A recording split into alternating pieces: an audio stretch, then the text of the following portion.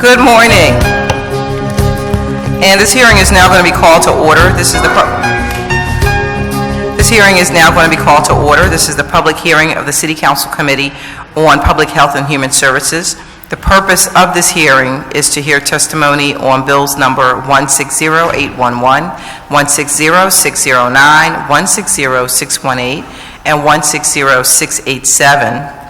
Also listed today is resolution number 160052 on the heroin abuse epidemic. As you all may know, this resolution has already had a public hearing, and so no further testimony will be taken. It will be part of our public hearing, a public meeting, for the purpose of adopting a report.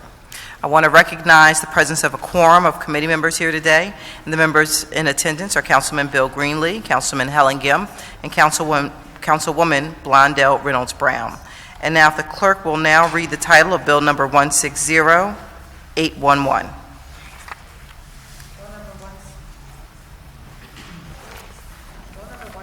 811, an ordinance amending Chapter 16-300 of the Philadelphia Code entitled Maintenance and Supervision by adding a new section requiring that all city buildings and facilities with bathrooms open to the public have baby diaper changing stations and requiring the installation of diaper changing stations in connection with capital projects, all under certain terms and conditions. Thank you, and can we have you have the clerk please call up the first witness panel to testify? Okay.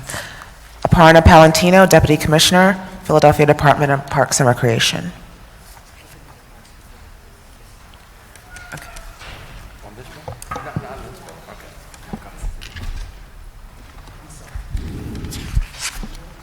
Good morning. Please state your name for the record and please proceed with your testimony. Aparna Palantino. Please speak into the mic. Can't hear you. Aparna Palantino. You can pull it to you. Is that better? Okay.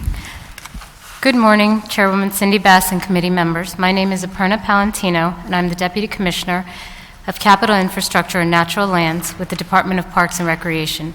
I appear before you today concerning Bill number 160811, which requires that all facilities with bathrooms open to the public have baby diaper changing stations.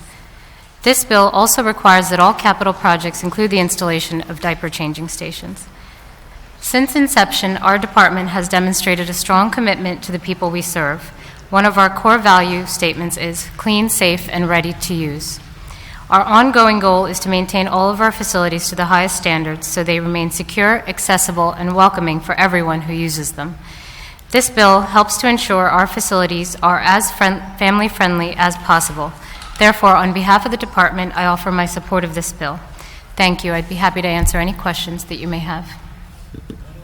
Thank you for your testimony, and I can only say that I'm, very, very pleased that, to have your support for this bill.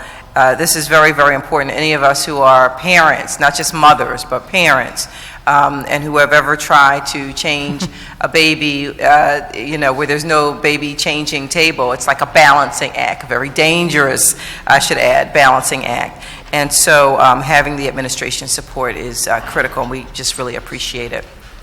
Are there any other questions from the panel? No? Okay, well, thank you for your testimony. Thank you. Can we have the clerk now call up the next witnesses to testify? Sarah Jan, Maternity Care Coalition, Stacy Fye, and Dawn Chavu.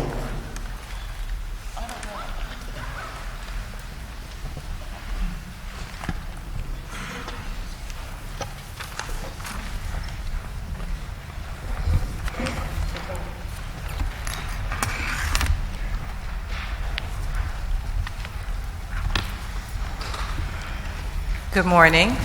Thank you for being here, and you can state your name for the record, and please begin with your testimony. Good morning. My name is Sarah Jan, and I'm the Executive Associate at Maternity Care Coalition, and I'm here today to testify in support of Bill number 160811. Maternity Care Coalition is a Philadelphia-based nonprofit organization which works to improve maternal and child health and well-being through the collaborative efforts of individuals, families, providers, and communities. Many Philadelphians know us as the Mom Mobile, or as the largest provider of early Head Start in the state of Pennsylvania. And for more than 30 years, Maternity Care Coalition has worked tirelessly to improve the quality of life for pregnant women, infants, families, and children ages 0 to 3, which is why I'm so pleased to be here today to speak in support of this bill. I am also a mom. I have a 16-month-old son, Casper, and I'm the spouse of a city employee. So unfortunately, I have had the unpleasant experience of changing my son on the floor of a restroom in a city building. Aside from the obvious sanitary concerns, I want you to know that in doing so, I felt as though my baby and I were unwelcome. Philadelphia has already taken the lead on ensuring breastfeeding accommodations for working mothers and protecting every mother's right to breastfeed her baby. This bill is an ideal opportunity for the city to demonstrate its ongoing commitment to supporting Philadelphia's families with young children and welcoming all families to our city. I'm sure this won't come as a surprise to most, but being a parent is hard work. Young parents shouldn't have the stress of not knowing where they can change their babies. For us city parents, it's impossible to carry around all the things needed to care for a baby on a given day. We have to rely on our communities to be conducive environments in which we can care for our babies. So when a parent visits a city building and has to scramble to find a place to change their baby, the message is that babies and families are not expected or allowed to be in these facilities, and that the needs of a child are not important. As caregivers, we learn to adapt. Many of us know where we can go to find a clean place to change our babies. But dads and male caregivers are almost entirely out of luck. The lack of places for men to change their babies perpetuates the problematic notion that caring for children is strictly women's work. Is this the message the city wants to send, that parents must go elsewhere to find a clean place to change their babies? Also worth considering are the millions of tourists, newcomers, and potential future residents that visit Philadelphia annually. What do we want their impression of our city to be? This bill is a prime opportunity for the city to do something small to support families in a big way and set an example for other cities. At Maternity Care Coalition, we are proud to be a Philadelphia-based organization, and we are proud of the city of Philadelphia for the strides it has already made as a family-friendly city. We are constantly asking ourselves, what do families need and how can we better support them? In considering this bill, I urge you to ask yourself the same question. Caregivers, both male and female, need a safe and clean place to change their babies. Philadelphia must welcome babies and families to its publicly accessible buildings. This bill is both a vital and logical step for the families and for the city of Philadelphia. Thank you. Well, thank you. Thank you very much for your testimony.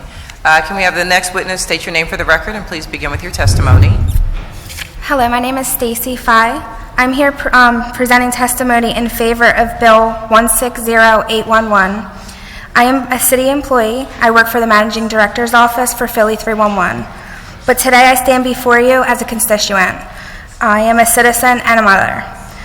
I have been with Philly 311 for about 5 years, and in that time I encountered countless number of women changing their infants and young children on the floor or sinks of the bathrooms downstairs.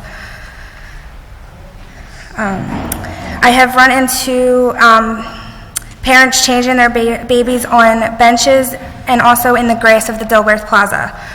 My daughter is now 9, so changing a baby is a thing of the past for me. But as a mother, I find it uninviting and inconvenient to be out in a public setting and not having a changing table or to change a diaper. One thing a parent or guardian wants is convenience and accessibility, things to make an already busy life a lot less hectic and a lot more comfortable. We want to protect our children from harm and provide a safe place for them. Changing a child on the floor in a public bathroom is unhygienic and can potentially cause disease. It's not safe and it is dangerous. There's no privacy to change a child in the open or in a public park, such as a bench or in the grass. There's no telling who can walk by. What struck my heartstrings was 3 incidents that had encountered, 2 of which were right here in City Hall. About a year ago, I was on break and I walked into the public bathroom where a grandmother was changing her baby, bending over of the floor in the corner. When she went to stand up, she hollered in pain because of her back. As I was washing my hands, she expressed how City Hall should have a changing table if they are going to allow the general public to use them. I instantly thought to myself how this was true. I went back to the office and mentioned it to my supervisor, who said they would contact public property. I never heard back from them. Then in June of 2016, I was working in the walk-in center of 311. A three-generation of males walked in, grandfather, father, and son. The son was no older than maybe 8 or 9 months. The father asked if there was a changing table where he can change his son. He went into the restroom and there was no changing table there. I explained to him that there was no changing table inside of City Hall, but he can possibly check Macy's across the street. Agitated, the grandfather stated they were touring our city from another country and found it very displeasing that a major city such as ours would not have a changing table for people to use. My heart dropped, and I instantly thought back to many times when my daughter was little and how much trouble it was to bring her places, and I needed to get a sitter. I am here today to ask you to please consider approving this bill.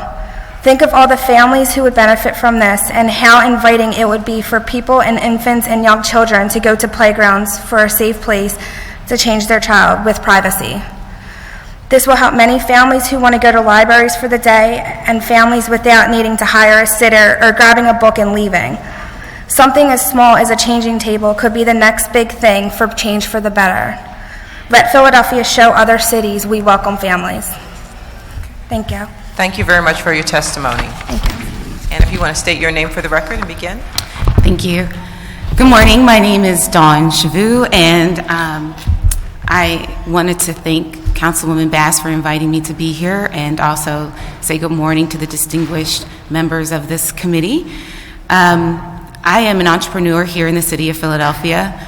I serve on the Philadelphia Women's Commission as well as the Coalition of 100 Black Women, but I'm actually here today as a mom, not only of a 2-year-old, but one on the way. I have about 2 weeks to go until I deliver, hopefully.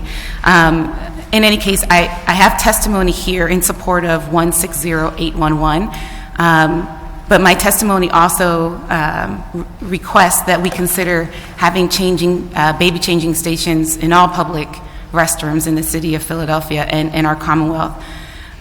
So I offer this statement in support of Bill 160811, which would amend Chapter 16300 of the Philadelphia Code entitled Maintenance and Supervision.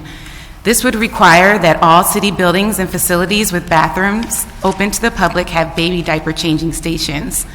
One of the challenges facing parents today in finding suitable changing accommodations is finding suitable changing accommodations for babies.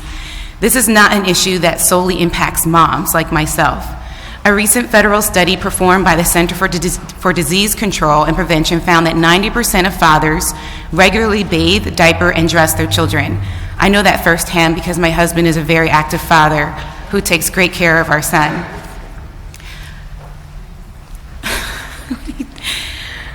Readily available baby changing stations would help all parents avoid changing their babies on bathroom floors and counters.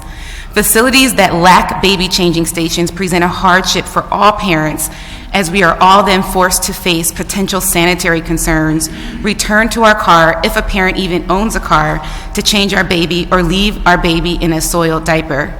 Just last month, on October 7th, 2016, President Obama signed into law the Bathrooms Accessible in Every Situation Babies Act. This new law requires federal public buildings to be equipped with baby changing facilities in male and female restrooms. However, I believe it is critical to have changing stations in all public buildings, stores, and restaurants that have public restrooms.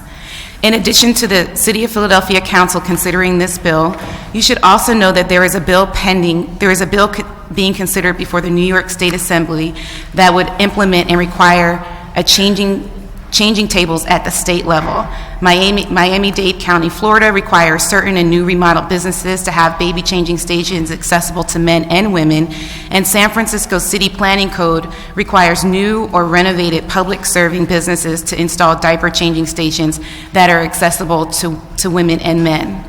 In 2015, actor Ashton Kutcher created a petition on change.org that demanded universally accessible changing tables in all stores, but specifically identified Costco and Target in leading the effort to establish tables in men and women restrooms. The petition received 104,384 supporters, and both stores responded favorably, stating that they would provide or already had begun providing changing tables in men's and women's bathrooms. Koala Bear Care is the leading manufacturer of baby changing stations across the country. Businesses can purchase one standard horizontal changing table for as low as $205. This represents a minimal cost to government agencies and businesses across the city. And for smaller businesses for which this may present a hardship, the city and state should consider a tax credit incentive to reduce the burden to smaller stores and restaurants that might incur for the expenses they might incur for the added installation. However, we should still have the tables in place for the sake of our smallest and youngest constituents, babies. Once again, I commend Councilwoman Bass on her effort in raising this issue. In addition to this legislation, I will also be advocating for a companion bill on this subject to be introduced at the state level, as this is a common sense reform that will provide instant relief to parents across Pennsylvania and provide a place for every human being, including babies, to have access to a public restroom. Thank you very much. And thank you for your testimony. And I want to say, well, first of all, let me acknowledge the presence of Councilwoman Maria Quinones Sanchez and also the presence of Councilman Kenyatta Johnson. Thank you for being here. But I did want to state that, again, as speaking from a parent's perspective, I've been there. I've been, there with the balancing act. My daughter is 7, and you're, thinking back to when she was a small little, thing just coming out, and just, starting out into the world, and you take them somewhere for the very first time, and you need a baby changing station. And when you mention the cost of it, the cost of a baby changing station is probably the least expensive thing in that bathroom. And so this is something that's a no-brainer. Businesses should provide it, municipalities should provide it. Our hope is that the city of Philadelphia will provide it as a way to show and to lead the way that this is something that is a requirement, it's something that's necessary, it really should not be optional, and we're counting on them to see our example. The world didn't come to an end because we put in baby changing tables and stations. And so this is something that's critically important. Just to the young lady who said you witnessed, these a number of different scenarios with people changing babies on the bathroom floor, and I actually witnessed in a different scenario, but still nonetheless very troubling, a woman changing a baby on a restaurant table in a fast food restaurant. And just, thinking, okay, that's not a good idea. You don't want to do that. But if there's no changing table in the restroom, people will take it upon themselves to try to figure out the situation. We need to make it easier. It can be easier, and these tables exist for a reason. So I just really want to thank and commend all of you for being here today and for your testimony. Any questions or comments from the panel? Councilman Johnson? I want to commend, first and foremost, Chairwoman Bass for spearheading this particular legislation, and thank all the panelists, specifically also Ms. Dawn Chavou. But on a serious note, I recognize how critically important this issue is as a new dad, and had an experience down in North Carolina with my son, and we were in auto dealership, and I had to change them. And so, because there weren't any changing tables, obviously I'm gonna take them inside the bathroom, and I got it done. But it was not only difficult, but it was also very dangerous, because you're maneuvering. Actually, we were on the sink, if I could be frank with everybody. I had to kind of position them on the sink, and obviously you want to make sure that try to secure them as much as possible. But if I had a changing table, things would have just worked out much more easier, and I wouldn't have been balancing. And who's to say, if there are instances in where a person may be balancing and trying to keep a child safe, in which things don't work out the right way. And so I wholeheartedly endorse this legislation and supportive of it. I think it's a no-brainer if we're going to be a progressive city and advocating for our most vulnerable, which are our children. Thank you, Madam Chair. Okay, thank you for your comments. Is there anyone else here to testify on behalf of this bill? Okay, and no more questions from the panel. Thank you very much for coming today. And seeing that there are no other witnesses, can we have the clerk please read the title of Bill numbers 160, 609, 160, 618, and 160, 687?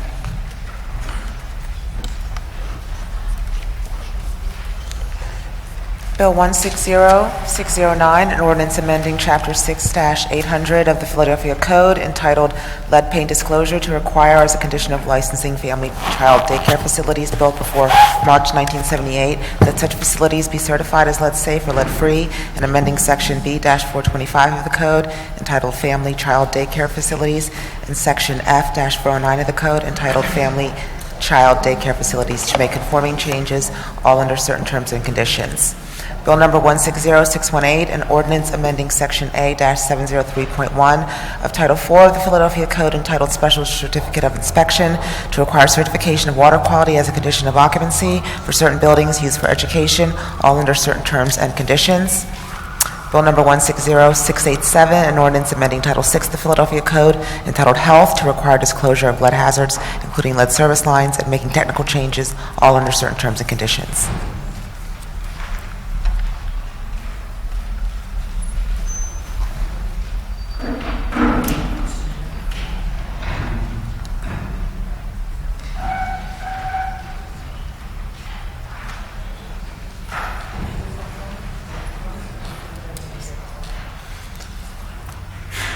Thank you very much.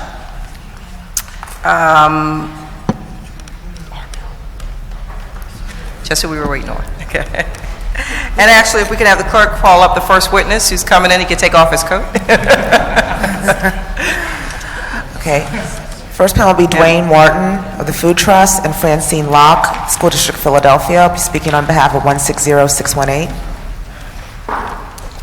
And before we actually begin with that testimony, we want to hear from our panel, Councilwoman Blondo Reynolds Brown and Councilwoman Helen Kim. Councilwoman Brown. Thank you, Madam Chairwoman. To our guests, visitors, interested parties, to my council colleagues, Councilwoman Bass, and members of Philadelphia City Council on Health and Human Services, good morning. First, a thank you is in order to everyone who stepped away from their work today and joined us here, where this hearing's centerpiece is focused on children.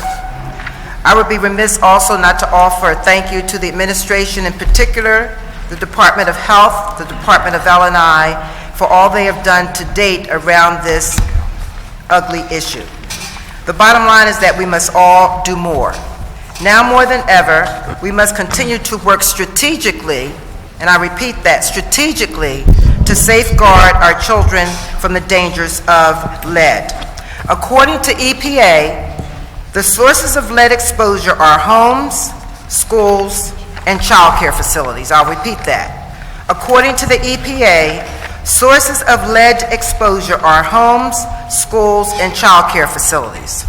Lead poisoning rates have dropped dramatically, falling about 90% over the last 10 years, and while that is good news, we recognize that it is not just important to treat children who are already lead poisoned, but more to prevent children from getting lead poison. Today, this hearing represents another installment to do better and to do more for our city's children.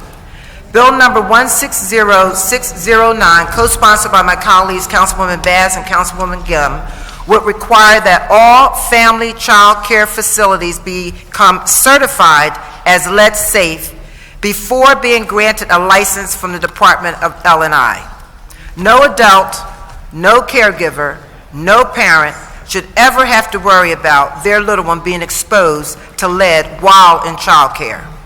In 2010, my office worked closely with Shelley Yanoff and PCCY, the leadership of Community Legal Services, where we together tackled the issue of lead paint in apartment buildings. We had a healthy tension with HAPCO. However, over 2 years of sitting down and working closely with HAPCO and closely with the Department of Health and closely with PCCY, together, ultimately, we figured out a way to begin to tackle this public health issue. The process was long. It took 2 years, sometimes tension for sure, but But after layered acts of diplomacy, HAPCO, PCCY, Community Legal Services, my office, coupled with shuttle diplomacy by Councilwoman Maria Quinones Sanchez and Marian Tasco, we drafted a win-win outcome. Not a perfect outcome, but a win-win outcome. That was our first installment designed to tackle lead. Why was it important? Because of the long-term, irreversible health effects that impact the most vulnerable among us, children. HAPCO, PCCY, and my office acknowledged and acted on the fact that lead poisoning destroys the nervous system, impacts cognitive development, affects behavior, hearing, sight, mobility, the digestive system, and circulation. So therefore, there is no safe level of lead. Our city needs to look towards a zero tolerance level for lead. So this bill this morning, along with those bills introduced by Councilwoman Bass and Councilwoman Gim, represent another tangible step in the right direction to tackle this long-term irreversible health policy issue. For these reasons and more, I'm asking for my colleagues for an affirmative vote on Bill number 160609. And with that, I do want to acknowledge that I've read with interest documents that are put out by the Department of Health and L&I that guides citizens on what we need to do about lead. And while, if it's not in writing, it doesn't exist, it is in writing, but there are too many of our citizens who won't read these documents. So we have to be innovative and think outside the box on how we capture their attention so that they can do better for the children that are in their care. Thank you, Madam Chairwoman. And thank you. And Councilwoman Gim? Thank you so much, Madam Chair, and I really appreciate the opening remarks that were made by my colleague, Councilwoman Blondell Reynolds-Brown, who's been a champion on the issue of lead, and especially lead poisoning for so many years. I want to thank Councilwoman Bass for your leadership through this committee on this issue. And in particular, I just would like to say how encouraging it is that we have a package of bills that is moving forward, co-sponsored by all the women on City Council, that is trying to take a creative look at the different areas in which not just lead exposure, but I really want to emphasize that we're talking about lead poisoning here, that this is an issue of lead poisoning, and that there isn't a safe level of lead that is acceptable when young children are being poisoned in the numbers that we're seeing. We acknowledge the advances that have been made by the city government, and what we hope is that this process and the work that lies ahead allows us to take fresh eyes to a half-century-old problem, and that we renew this not just by saying we've done so much, but think about it in the ways of what more we have to do and the opportunities that we have presented before us. In particular, I really also want to emphasize how much has been done by advocates, many of whom are in this room today, and others who've been advancing the issue on one of the bills before you, which is discussion about water access in our schools and the safety of the water in our schools. Last year, through a series of town halls, our office had been hearing about student after student talking about the lack of water access in their schools. We had called young people, and we joined, our office joined a number of young people who called for a full inventory of the operability, I guess, of the district's water fountains, and found that only 15% of the district's water fountains were inoperable. A number of schools had very few water fountains that were available to them, with a number of schools such as Franklin Learning Center, Dobson, and Moore Elementary complaining that they may have access to only just one working water fountain in the entire school. We passed a bill bringing the city policy in line with national best practices of having one water fountain for every 100 students and making that applicable to all school buildings. But that doesn't address the problem of water quality in the schools. And we've seen that in districts across the country. Newark, for example, really taking seriously the issue of testing their water and recognizing that we were having some serious issues. We pushed the district to test. We pushed the district preemptively to install cold water hydration fountains in schools that were already filtered so that children and young children could have access to water immediately. We really had to push on the district on this testing issue. The district had originally agreed to test a small sample of the schools, but it quickly became clear that there was a significant problem. Even within the schools that they tested, 49 out of 360 water fountains had lead levels above the 15 parts per billion.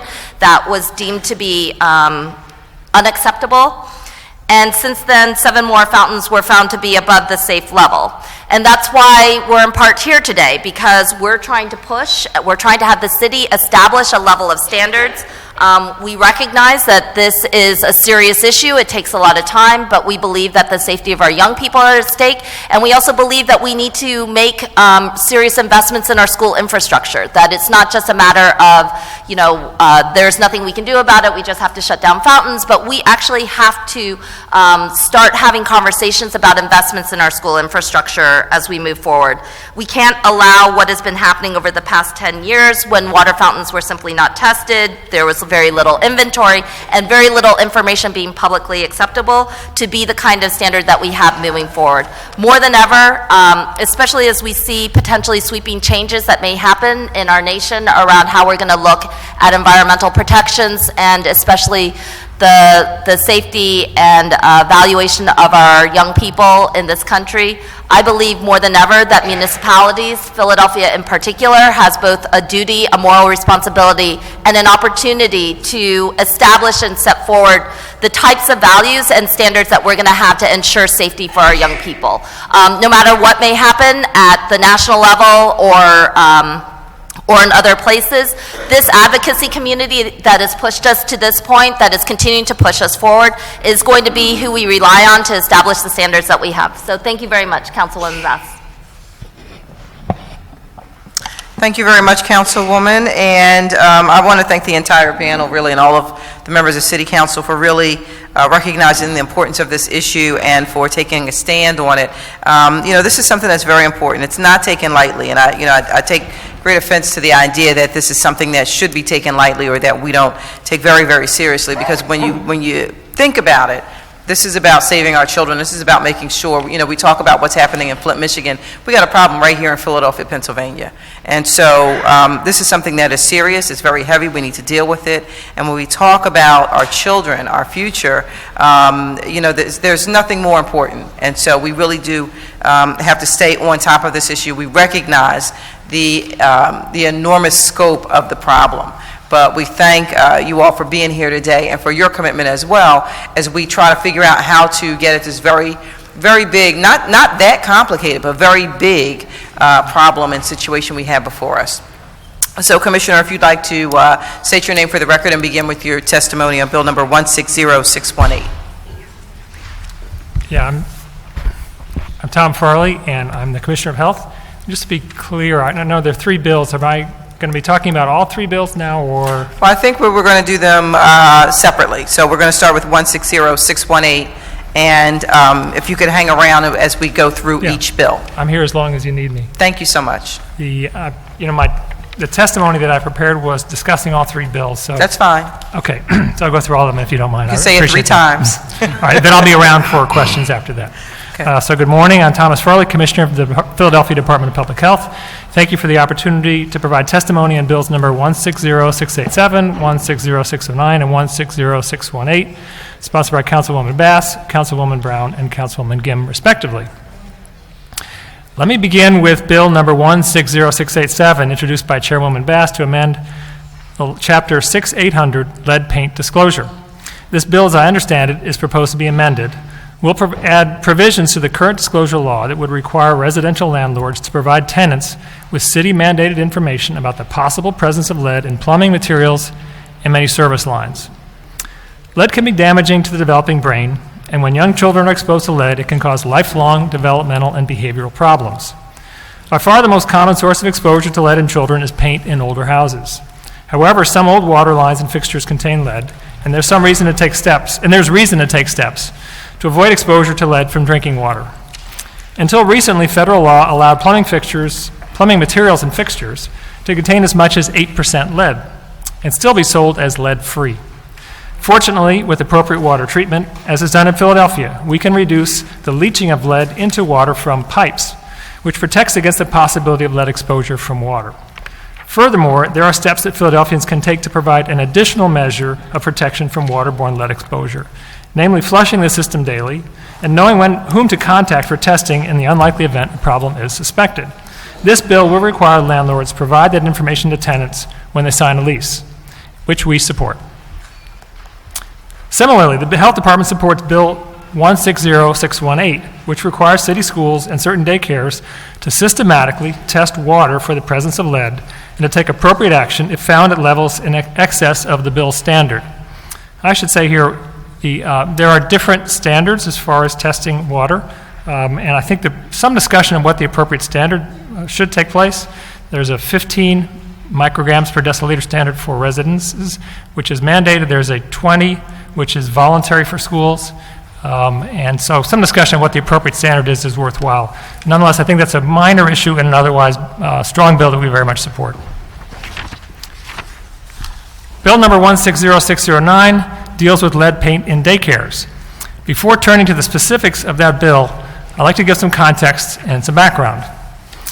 When the Health Department investigates the environment of a child with a high blood level, the source is nearly always in the primary residence in the form of chipping and peeling paint. The Centers for Disease Control and Prevention have determined that while there's no known safe level of lead, children with blood lead levels at or above 10 micrograms per deciliter have a high enough risk that they should receive education, home inspection, and lead remediation services, as is done by our Lead in Healthy Homes program. Fortunately, the percentage of children with such blood lead levels in Philadelphia has been declining. Among children being tested for lead between the ages of 0 and 5 years, the proportion newly diagnosed with a level of 10 micrograms per deciliter or above has declined from 4.5% in 2006 to 1.0% in 2015. Still, this represents too many children in Philadelphia that continue to be exposed to lead from paint. Although lead-containing paint has been banned since 1978, Philadelphia still has many homes that have surfaces that are covered with lead paint. With thousands of Philadelphia's young children thought to be living in rental properties, the lead paint disclosure law was intended to prevent lead exposure by requiring landlords to identify and mitigate lead risks, such as peeling paint in any properties where children age 6 or under live. In brief, the law states that a landlord shall not enter into a lease agreement unless he or she provides a tenant and the health department with a valid certification stating that the property has been tested and found to be lead-free or lead-safe, and that the tenant acknowledges receipt of the certificate by signing a copy. Landlords are required by the law to submit signed copies of these certificates to the health department. However, enforcement of the law has been challenging given the fact that a number of landlords do not obtain licenses, and among those licensed, it is not known in which units children may live. To address these issues with the enforcement of the current law, we have been working within the Department of Health and with the Department of Licenses and Inspections and Law on the following action items. The first of these items has already been completed. We launched a public information advertising campaign advising tenants who are parents of young children of their right to a lead-safe environment. In case you didn't see it on SEPTA, it looks like this. Couldn't resist, such a cute kid. Families were instructed as to whom they can call for assistance if they have not been provided with lead-safe information certificate by their landlord. The same campaign served to educate and inform landlords of their responsibility to comply with the lead paint disclosure law. This campaign generated more than 20-fold increase in traffic to the Lead in Healthy Homes webpage, from about 2,000 page views in June 2016 to 44,000 in July. We are working to identify landlords and associated rental properties without lead-free or lead-safe certificates where children age 6 or under are likely to be living. We have identified the highest risk properties and have begun to send notices to these landlords to encourage them to comply with the lead paint disclosure law. As part of this mailing, we also included educational information to assisted landlords. If landlords do not submit certificates after full notification, we plan to send them tickets for violating the disclosure law. For landlords who repeatedly fail to comply, who have high-risk properties, we have additional enforcement tools, such as including seeking court-ordered fines, requiring compliance through court action, and making landlords with open violations ineligible for rental license renewal. We are working with the Department of Licenses and Inspections to modify the rental license application to require more affirmative responses from the applicant regarding the certification requirement. This will allow us to better capture information about rental properties that may be required to submit a certification. In addition, we will continue to identify children with lead levels above 10 micrograms per deciliter and either require the landlords remediate their homes or do the remediation themselves. Now turning to Bill 160609, it is also clear that family daycares, where many children are cared for in private settings, should meet the same lead-safe or lead-free standards as the homes in which they live. For this reason, the Philadelphia Department of Health wishes to endorse Bill 160609, which proposes to require as a condition of licensing that family daycare facilities built before March 1978 be certified as lead-free or lead-safe, assuring that young children attending daycares are not exposed to lead paint while at those facilities is a reasonable and achievable requirement with potential for preventing cases of childhood lead poisoning. In summary, we're very pleased with the Council's concern about preventing lead poisoning in children, and we're very open to discussing this further. Be happy to answer any of your questions. Thank you. Okay, thank you very much. And Ms. Swanson, if you want to state your name for the record and begin with your testimony. Absolutely. Like Dr. Farley, I also have combined testimony. 618 is at the end, so bear with me. Good morning, Chairwoman Bass and members of the Committee on Public Health and Human Services. My name is Rebecca Swanson. I'm the Director of Planning for the Department of Licenses and Inspections. Commissioner Perry sends his regrets due to a pre-existing commitment. He asked me to stress that he's always personally available to you to discuss these issues or any other issues. Today, I am here to provide testimony on bills number 160687, 160609, and 160618 as proposed to be amended, sponsored by Councilwoman Bass, Councilwoman Reynolds Brown, and Councilwoman Gim, respectively.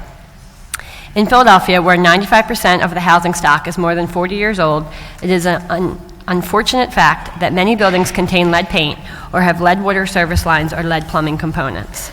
The requirement that these three bills add to the Philadelphia Code will empower residents with information that they should have about the presence of lead in residential homes, as well as put in place more protection for children attending in-home family daycare facilities and Philadelphia public schools.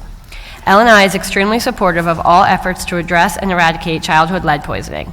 We can and will provide specific support to achieving the objective of all three bills, including by holding landlords more accountable for submitting lead disclosure certifications, requiring family daycare center operators to prove that their facilities are lead-free or lead-safe, and working with the School District of Philadelphia in its collection of water testing certifications. I will begin with Bill number 160687, introduced by Councilwoman Bass. The bill adds to Chapter 6800 of the Philadelphia Code a requirement that tenants be informed that lead service lines and plumbing components do exist in residential housing throughout the city, but that there are measures that they can take to ensure that the water in their homes meets the highest standards. We will work with the Health Department to assist in disseminating this information to landlords so that they can comply with the new requirement. Given the seriousness of lead as a health hazard, especially to children, we should look at Chapter 6800 in its totality and acknowledge its continued emphasis on lead paint. We know that lead paint is a concern in our rental housing stock in particular, and as the agency responsible for issuing rental licenses to property owners, we pledge to provide any operational support to the Department of Public Health or changes to our existing system that are necessary to assist them in their mission. Currently, there are active rental licenses for approximately 200,000 dwelling units and 75,000 unique properties. These licenses carry with them a set of requirements and responsibilities for landlords, including an obligation to ensure that there are no lead paint hazards in the dwelling unit. As is well established, lead paint was only used in buildings constructed prior to 1978, and lead is most dangerous to children aged 6 and under. Therefore, the lead disclosure obligation applies to landlords who lease or seek to lease units in buildings constructed prior to 1978 to families with children aged 6 or under. Specifically, landlords to whom the requirement applies must obtain a certification from a certified lead inspector stating that the unit they seek to rent is lead-free or lead-safe. The landlord must provide the lessee with a copy of the certification for the lessee's review and signature. The landlord must then submit a copy of the signed certification to the Philadelphia Department of Public Health.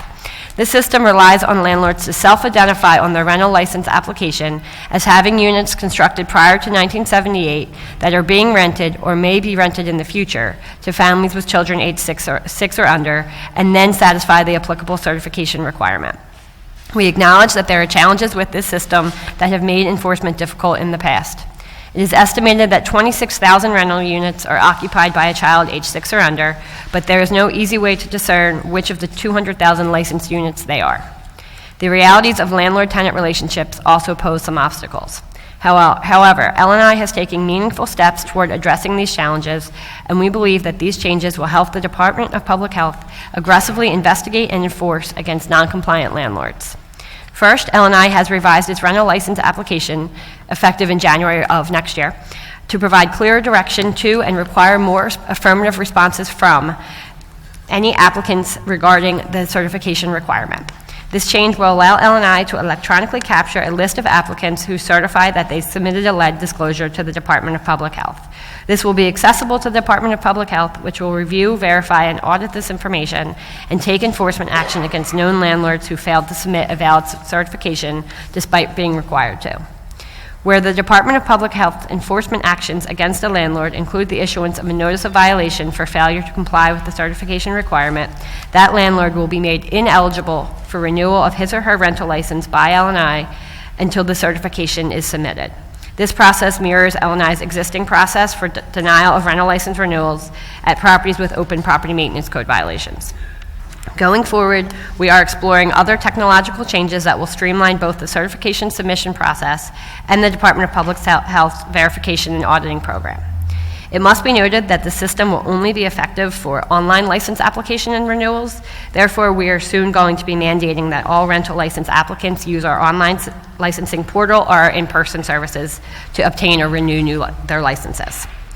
L&I has also taken additional steps to educate landlords on the disclosure requirement, including detailing the requirement on our website and printed materials and identifying potential unlicensed rental properties. L&I has also committed to improving our referral system with the Department of Public Health. Currently, L&I inspectors refer properties with evidence of chipped paint and damaged walls, windows, and doors to the Department of Public Health to inspect for potential lead paint hazards. Going forward, this referral process will be formalized and automated. I now turn to Bill number 160609, which requires family child daycare facilities, which are defined elsewhere in the code as daycare facilities serving 12 or fewer children in a residential dwelling, to adhere to new obligations for certifying that the premises are lead-safe or lead-free in order to obtain or renew the required operating license. This bill will further strengthen L&I's strict licensing and inspection procedures for in-home family child daycare facilities. As it stands, before a family child daycare facility opens, it must obtain a family daycare license at a cost of $50 from L&I. Before the license is issued, the department conducts a thorough inspection of the interior and exterior of the property for compliance with the property maintenance and fire codes. If any violations are found at the property, the operator cannot obtain a license until the violations are corrected. This process is repeated each year upon license renewal. This bill requires another step in the process, one that the department agrees is important to protect the health and safety of the children occupying these facilities. Going forward, applicants must certify that the building in which the daycare is housed was built after 1978, or they must submit a lead-free certification or a lead-safe certification that is based on an inspection no more than 2 years prior to the license application or renewal. Operationally, this new procedure will require new and renewal applicants to indicate the age of the building on the license application. If the applicant answers that the building was built prior to 1978, the applicant must then certify that he or she submitted a valid lead certification to the Department of Public Health. L&I will collect this information and provide the Department of Public Health with a list of all applicants who certified that he or she submitted a lead certification. If the Department of Public Health's review determines that the applicant who certified that he or she submitted a lead certification but failed to do so, it will notify L&I, and L&I will not issue or renew the applicant's license until a valid certification is submitted. As with rental licenses, this system will be most effective if applications and renewals are done online, so we will be strongly encouraging all applicants to use our online licensing portal. Ensuring the safety of children in family child daycare facilities is a priority of L&I. As mentioned previously, we inspect these facilities annually to look for any potential life safety issues, such as fire alarms and accessible exits, but to also look for any and all property maintenance issues. This includes chipped paint and damage to walls, windows, and doors, which we know present potential lead paint hazards. As we do with rental units, L&I inspectors refer any daycare facilities with chipped paint violations to the Department of Public Health for further inspection. Going forward, this process will be formalized and automated. We are also committed to increased education about lead certification requirements to family child daycare providers. We are partnering with the Commerce Department to create an instructional video for those seeking to open a new family child daycare facility, and will include in the video detailed information about the lead certification requirement and about the importance of compliance with the section of the Property Maintenance Code related to the condition of interior surfaces. Finally, I will turn to Bill Number 160618, which places a new requirement in schools and certain other facilities to conduct testing of their water supply. L&I supports this bill and will support schools in this effort by incorporating the collection of the required testing certification during the department's annual inspection of each school. We believe that the common sense measures set forth in these three bills will hold the owners of properties that are occupied by children, whether they be rental units, daycare facilities, or schools, more accountable to their obligation to ensure that their properties are safe, healthy environments. In turn, this will help us all meet our shared goal of eradicating childhood lead poisoning in Philadelphia. Thank you for the opportunity to testify. Happy to answer any questions. And thank you for your testimony. And before we move to Dwayne and the Food Trust, what I'd like to do is have the school district speak first, because so that we can have all of the folks who are sort of responsible for addressing this issue. And then we'll have our advocacy groups come forward. So Dwayne, if you don't mind just holding for one more moment. I'm a middle child. It's okay. All right. There's no issue with it. Okay, great. Thank you. Thank you for your patience. And so we have Ms. Francine Locke, Environmental Director for the School District of Philadelphia. Francine Locke, Environmental Director for the School District of Philadelphia. I'm thankful to be here today. Can you please pull the microphone closer Yes, so we can hear you? Francine Locke, Environmental Director for the School District of Philadelphia. Thankful to be here today. I submitted my testimony, but I just would like to speak freely, if you don't Certainly. mind. Cool. Okay, so the School District of Philadelphia understands that lead is a serious issue for children and that it causes permanent learning disabilities. It's been associated with many different public health issues, including incarceration in the future. It's a very insidious public health issue that we're taking very seriously. We had a water testing program that was conducted between 1999 and 2010 that tested over 30,000 drinking water outlets, and we used the EPA standard of 20 parts per billion during that testing. We have initiated a second retesting program, and the reason we did that is because of the national attention around Flint, Michigan, and the heightened level of concern by our stakeholders. I just want to comment on Councilwoman Gims pushing the district and other city officials. I believe in working together, and we have very similar goals. I have worked for the district for 11 years. I went to Philadelphia Public Schools, and my children also attend Philadelphia Public Schools. And we take this issue very seriously, and we want to do everything possible to ensure that our children are drinking water. And so I just want to make sure that that's clear, that we understand the importance of healthy hydration and ensuring that our water is safe, accessible, and appealing.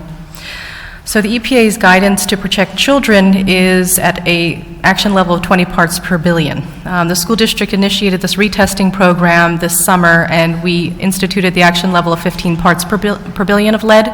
This is the same action level as the state of New Jersey, New York City Public Schools, as well as Chicago Public Schools.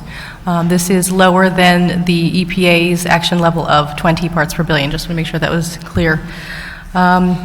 With our new testing program, we have put all of the data on our website so that families can access that data to ensure that they can see that the school was tested, and on an outlet-by-outlet basis, they are able to see the results. We're trying to be as open and transparent as possible because I understand as a parent I would want to see that as well. And I just want to also say I appreciate hearing what our stakeholders are saying and working with genuinely concerned stakeholders, and it's actually an honor to work with you guys to make the city of Philadelphia and our schools healthier and safer. So phase one, we tested 40 schools, and the results indicated that 92% of the outlets were almost 700 of the outlets were below the action level of 15. So 8%, or about 50 of the outlets, were above the action level of 15. Yesterday, I spoke at the SRC meeting, and I said this was good.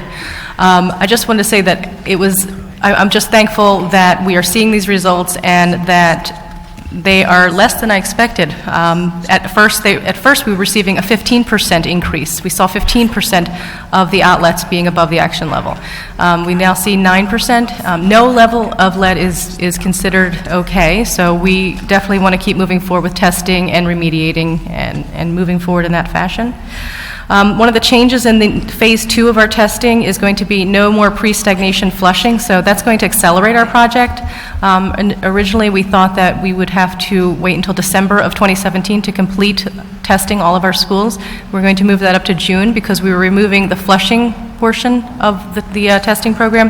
That means that water will still remain stagnant in the pipes for 8 to 18 hours, but we're not flushing them 3 days in advance. And we're also adding additional outlets, including nurses' offices, kitchen cold water sinks, and culinary arts and autistic support classrooms where children may be using the water for cooking or drinking.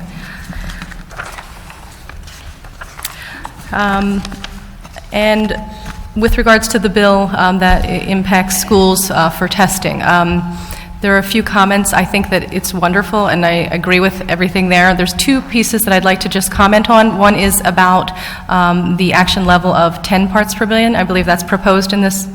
I just would like to have that reconsidered because it is challenging for us to do that in terms of resources, as well as other standards that are out there from other school districts are using the 15 parts per billion. There's no federal guideline regulation stating that the 10 parts per billion is what we're moving towards.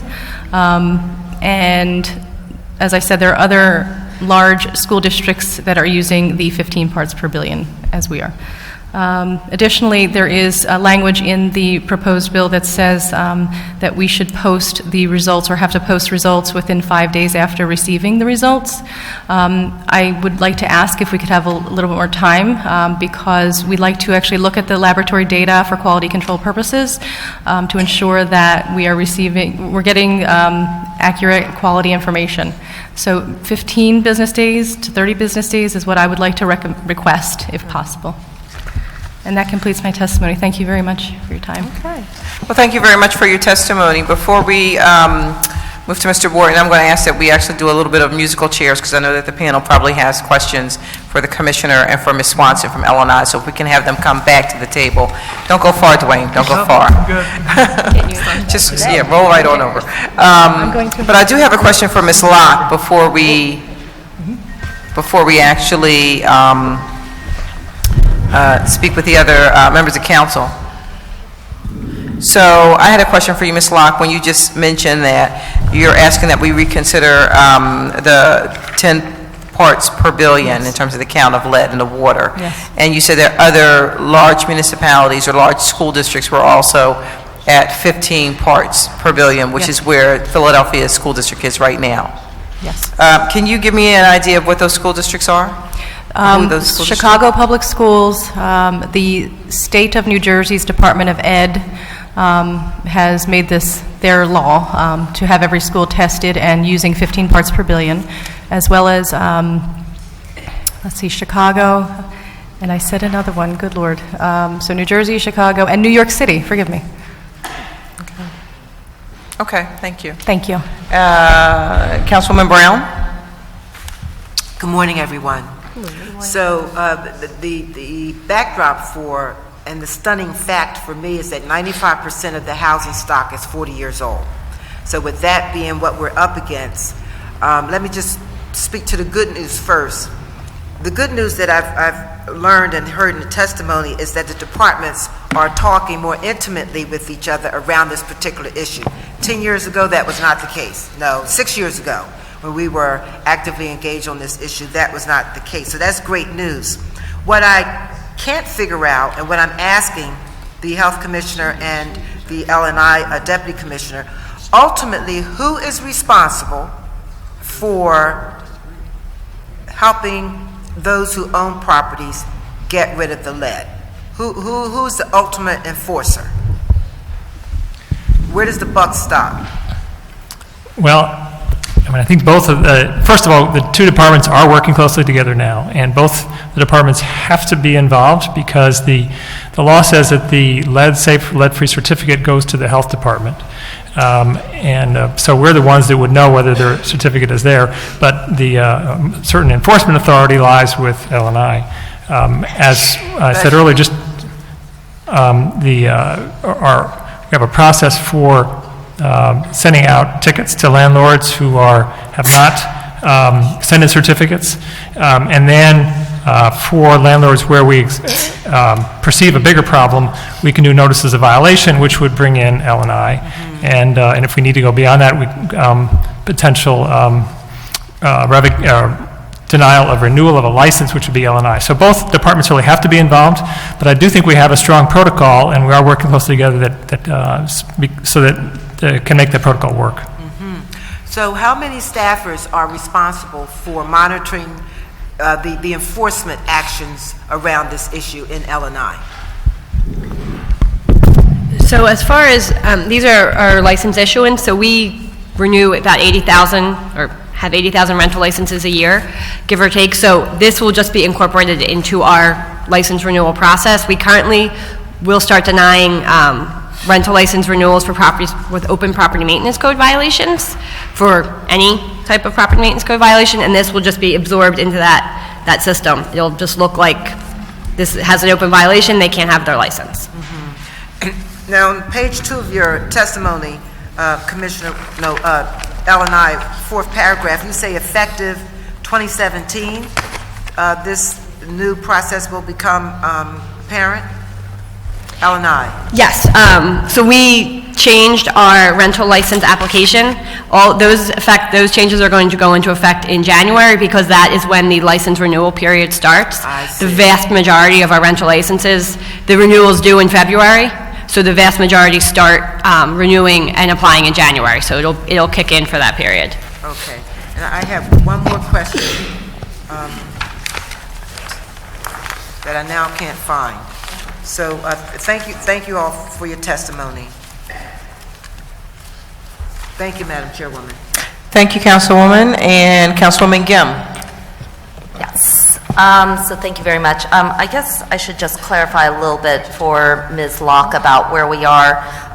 So based on this widely accepted understanding that there is no safe level of lead in drinking water, I guess one of the questions that we have about this 10 parts per billion is the enforcement of as low as reasonably achievable kind of standard. And at the current time, this standard of the 10 parts per billion is certainly achievable and practical and has been supported in other school districts. So I know that you quoted others that might use this 15 parts per billion, and I think, again, these are all very arbitrary figures, but I think what we're trying to go for is this lowest achievable standard. Certainly Jefferson County, Kentucky School District is the largest school district in Kentucky with 156 schools, and they've been enforcing the 10 parts per billion standard for the last 5 years. Seattle, Washington, with its 93 schools, is now at a 10 parts per billion. St. Louis, Missouri, with 72 schools, also has a 10 parts per billion. And the Seattle superintendent said very clearly that the Seattle Public Schools consider student health and safety as a top priority. The World Health Organization also recommends a 10 parts per billion, and Washington, D.C. is going to 1 part per billion. So I guess the question is, should we accept less than that? You have excellent points here and excellent questions. Number one, if we think about the water department and having their standard be 15 parts per billion, having the outlet be anything less than that is somewhat of a challenge if you just think of it from a scientific and technical perspective, even though we are seeing that. However, I agree with you that there is no safe level of lead. I it's an argument that no one can really win. It's an arbitrary number, as you also said, 15, 20, 10, 1. It's not an argument that anyone can win saying that any level is okay. There are standard-setting organizations that we follow. The EPA has provided us with a guidance document that says 20 parts per billion. So the School District of Philadelphia is following the guidance of a standard-setting organization that is reputable. I don't know the methodology used by those other school districts in terms of how they're collecting it. It might be a very large sample, and when you collect a larger sample, you can use a much lower threshold. So it really does, it's based on methodology as well.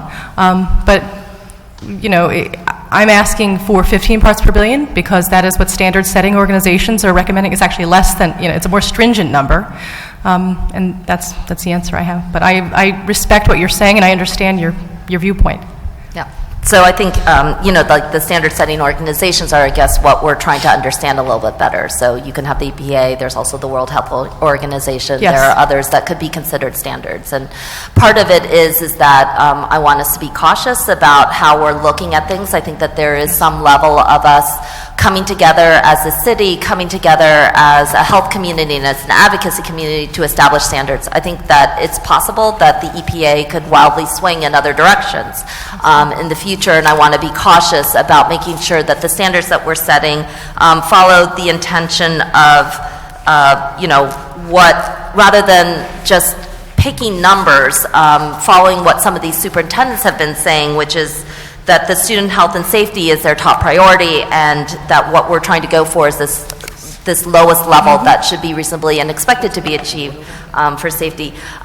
So the one question is the amendments to the bill grant the school district 10 days as opposed to 5 days for disclosure. Is that acceptable? 15 was the request, but anything greater than 5 would be appreciated. Okay, thank you. Two quick questions for Commissioner Farley. Thank you so much for your work and your advocacy in this area. One of the questions that I had was, you know, I appreciate the public information advertising campaign, and it's great to hear that there's an increase in the websites. Is there a way to measure whether there's an uptick in the number of calls about assistance if families have not been provided with a lead-safe certificate? It didn't really give me a lot of clarity about whether they're calling into a into a city call center, or whether you're able to track that kind of information. But I'd be curious about if there's an uptick in the number of calls requesting help. We did have calls in response to that campaign. I don't have the numbers for you here. I can tell you that was small compared to the number of hits to the website. That it seemed to me that's people's preferred method of trying to get more information on us. Okay, great. And then for Ms. Swanson, something that I'm just not as clear with the L&I process. Who actually certifies buildings to be lead-free and lead-safe? That is an independent third-party lead certifier who then has that, they do the dust wipe test, and Dr. Farley knows way more about that than I do. And then they submit the certificate to the health department as part, and they identify on their rental license application whether or not they were required to submit it, and then whether or not that they did. And they're required to be certified in all of this, and it's an official document, and they can be held accountable if it's wrong. Is that right? Yes, they are required. The contractors that do the testing are required to be certified as well. They are certified by the state to be qualified to do that. I don't know more details about the enforcement of that rule. I can get back to you on that. Mm-hmm. And can the landlords themselves be certified? I believe the landlords can be certified for the dust wipe, and I want to see if the answer is yes. They need to go through training and receive certification from the state as well, but their staff can receive that certification. Mm-hmm. And we would always cross-check about whether and who is actually producing a lead-free certificate if a child was found to be poisoned in a particular dwelling. Is that right? We will cross-check the lead certificates and other types. Absolutely. If we get a child with a lead level above 10, then among the things we would do, many things we would do, would check to see if there's a certificate there. Among other things, that might give us a clue that maybe the child was exposed somewhere other than his primary residence. Mm-hmm. Yeah. And then one last question I had was, this came up with our hearing, Councilwoman Bass, but One question that we had is that, a lot of the focus is on the individual dwelling that the child may be in, whereas I'm wondering, is it possible to look at like the landlord? So usually a landlord isn't renting one individual unit, they have an entire building, and if a unit is found to have lead poisoning, can you look at other units within that building, or can you look at multiple holdings of a landlord should there be deemed to be a problem across a number of different areas? So it's part of tapping into the preventability rather than just kind of going after the landlord after a child has been poisoned, but recognizing that the building may have a problem or the landlord may be holding multiple properties that have problems and have not been appropriately remediated. Right, so we are, as I said, just beginning with the primary prevention work. Letters have been sent out, but there is the potential to do that. We have the database from L&I of landlords that can identify if they use the same name as a landlord, what are the multiple properties that they own. And as we get into this more, if we see that there is particular problems with particular landlords, then we can check their other properties. I should say, though, that some landlords may have multiple LLCs under different names, and at the moment, we don't have the ability to connect them all up. So yes, we can do some of that, and we do intend to do some of that. I can be clear, lead is in homes all over Philadelphia, but only a relatively small number of children get lead poisoning because it's when the paint becomes deteriorated, peeling, chipping, which doesn't happen all that often. It's homes that are really very poorly maintained. And so we don't have any, we have data on the age of the housing, we don't have data on how well it's maintained, but as we learn more about the maintenance and what neighborhoods these are in and what particular types of landlords, for example, there are, we're probably in a better position to target our primary prevention efforts. And is there any way to audit the accuracy of the inspector's work to see, is there any way to take a look at how well we're doing in terms of catching some of this? To see if these certificates are reflecting accurately the risk there. There is probably a way to do that. We haven't gotten to that stage. We have a big problem now with we don't even have have very few certificates overall. We want to get the system in place that they're coming in routinely. That is the next step that I do want to look at. Thank you very much. Thank you, Madam Chair. Thank you. And a question, so to get that system in place, I know that it's just coming up now, but can you make some sort of a commitment in terms of is this a project that would be able to be undertaken within the next 30 days, 6 months, 1 year? I would say it'll take us some number of months to get to where we're sending letters to all the landlords for whom this applies. We're sending them in batches and seeing what response we get and learning from that. And so it won't take a year, but it won't be the next 30 days either. Okay, but a number of months, but you are going to be actively working to address that? Yes. Okay, very good. Councilwoman Maria Quinones-Sanchez? I should also say that once the initial letters go out, it's a long process there. Sure, Once certainly. they get tickets, there's appeals, et cetera, that'll drag on a good bit after that. But the initial letters, we should be doing that. So 60 days, okay, all right. Councilwoman. Thank you, Madam Chair. I want to speak about what we consider to be the universe. I think one of the great things that's happened with the public debate is there's a heightened awareness. Unfortunately, when we legislate and the good actors are the good actors, and folks will come and testify and say, we have our systems in place. But what is the universe outside of the 200,000 units with people who have rental license? And I say that because I'm in a district where maybe 50% of the units are not licensed. So what are we doing on the prevention side and on the public relations side and information side to get to every unit built, prior to 1978? Let me start a little bit, then I want to turn it over to Deputy Commissioner Swanson. So that was part of the reason for the media campaign that reaches everybody, and it's just very simple, very basic information and a place for people to get more information. We're going to look for other opportunities like that. That's only a piece of the solution. Increasing the number of units that are licensed is another piece. We do recognize that there is a good number of unlicensed rental units out there. Unfortunately, it is an unknown population. We do think it's twofold. Number one is education, getting the word out there to tenants that their landlords must have a rental license. They can check online, they can go on our website, see if their landlord has one. If not, the education that doesn't necessarily come from the department, but that there are some remedies available that that tenant does not have to pay rent to the landlord if there is no rental license. So we are working on that education piece, putting some more things on our website and some more updating our Partners for Good Housing and some of our other printed materials. The second half of it is doing some research and some data mining on our end. We are looking at, we're trying to identify properties that have a mailing address that is not, that is off-site. So the thinking is that someone lives there besides the property owner. The property owner may live elsewhere. So we're trying to gather some data so that we can identify properties that are suspected to be rentals, and then do a letter from the commissioner, some sort of outreach to those properties to say, if you are not owner-occupied, you must obtain a rental license, and here's how you do it. Okay. No, I know, again, on the L&I side, I'm interested on the prevention side from the health department perspective is, let's not waste an opportunity to coordinate with the water department, their monthly mailings. I think the issue of reaching out to the broadest universe of folks that potentially fit in that framework. Again, the good actors are the good actors. We don't legislate for the bad actors here. We try. Good actors are good actors. The bad ones is, so what can we do to heighten that awareness?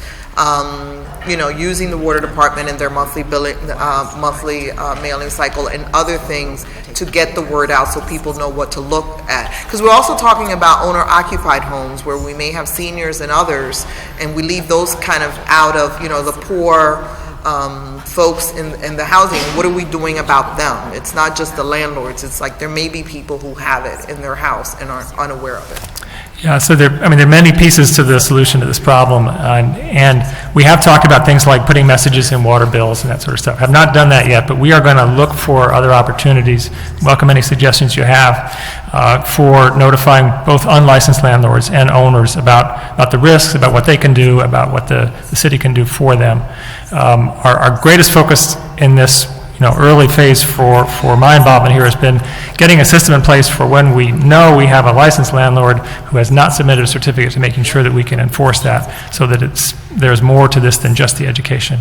We need to do more of the education as well. Okay. How much money do we currently invest to help either owner-occupied folks and others who may have led? How much money as a city do we invest in helping people remediate lead? Let me just say that roughly 10 years ago, the Lead and Healthy Homes program had a budget of $11 million. It is now for lead? For the entire Lead and Healthy Homes program. Most of that was lead. Okay. Currently, the budget is $2 million. That decrease has been almost entirely loss of federal funds. We used to have substantial funds from the Department of Housing and Urban Development for remediation, and that's where most of that went to. So we have much less available now. And so we're much more dependent upon getting the landlords to do the remediation themselves. And so our hope is that we will have a stronger enforcement program for landlords, but then a small amount of money available for those landlords who simply cannot or will not remediate, and we can remediate, and then the city would have to pick up that cost. Okay, so how are we going to, again, this is the issue of coordinating and leverage. We have a whole housing preservation strategy. We have our basic systems. We have our housing component. How are we incorporating some of that into those programs to ensure that if we're doing basic systems in a house, that we're checking those things? Again, those tend to be isolated, and if we're in someone's home, particularly, again, I'm going to the poor owner-occupied unit, what are we doing on the preventive side to say, are we testing for that as part of that? Very good question. I'm not sure I totally understand the question. Can you say it again? Of the $200 million, the $2 million that we're currently spending, where is the majority of the money going, and how is that helping poor owner-occupied folks? Much of that goes into the outreach team to go speak to families of children who have lead levels that are above 10, educate them about this, test for lead on the walls, and then work with landlords. Then some of that, a small fraction of that, is used for the remediation themselves. We do coordinate with the basic system repair availability, system. But if the question is there Could we do more if we had more funding on remediation? Yes, we It's could. not just about more money, it's about the coordination of what we're Yeah. currently doing. We pay a lot of people to go into people's houses for different reasons. If this is a priority to us, how are we incorporating that? We should never waste an opportunity when we have someone going into someone's house. So my question is, on the preventive side, how are we going to ensure that, whether it's basic systems, housing, whatever, this becomes a component? How are we going to thread this through our services, particularly on housing preservation? Yeah. I believe that we do work with those existing systems to say, when you're in a house, if you see chipping and peeling paint, refer them to us, and we can follow up on that. So we don't test them while we're out there? Well, it's other entities that are out there. It's not the health department. So that these other entities, when they're in there, they don't have the equipment to actually test for lead. They can see if they have peeling paint, and if they see that, then we have to refer them to us, and then we will follow up with the testing. To the health department? When you say to the health department, yes. Okay. So do you keep track of those referrals? Is there some data sets that you can share with us around that? Okay. Do we have that? Yes, we do. Okay. Hello, I'm Dr. Ravel Nelson, Director of Environmental Health. Lead in Healthy Homes is one of the programs that I'm responsible for. We absolutely keep data when our folks go out there for education, whether it's for primary prevention for our neighborhood project, which is in the Kensington NKCDC, where we go door to door. We absolutely keep data. We knock on doors. At that time, our folks will take lead dust wipes. If there's our children present that are under the age of 6, we will go ahead and have our risk assessors that are on staff go out and do a full risk assessment of the home. If there are deteriorated paint and potential for lead poisoning, we try to use some of our HUD remediation dollars to remediate those homes that are owner-occupied. I believe your other question was regarding BSR and how we coordinate services. BSR, PHDC will prioritize the homes when we get them on their list. So if it's a child with an elevation, we will make the referral, and they will go above on the list to make sure that the basic systems repairs are completed prior to us going in there and utilizing remediation dollars to remediate the home and make it lead safe. I'm going to ask you to submit to the chair what the data is. I'd like to see what we're currently funding and where the gaps may be.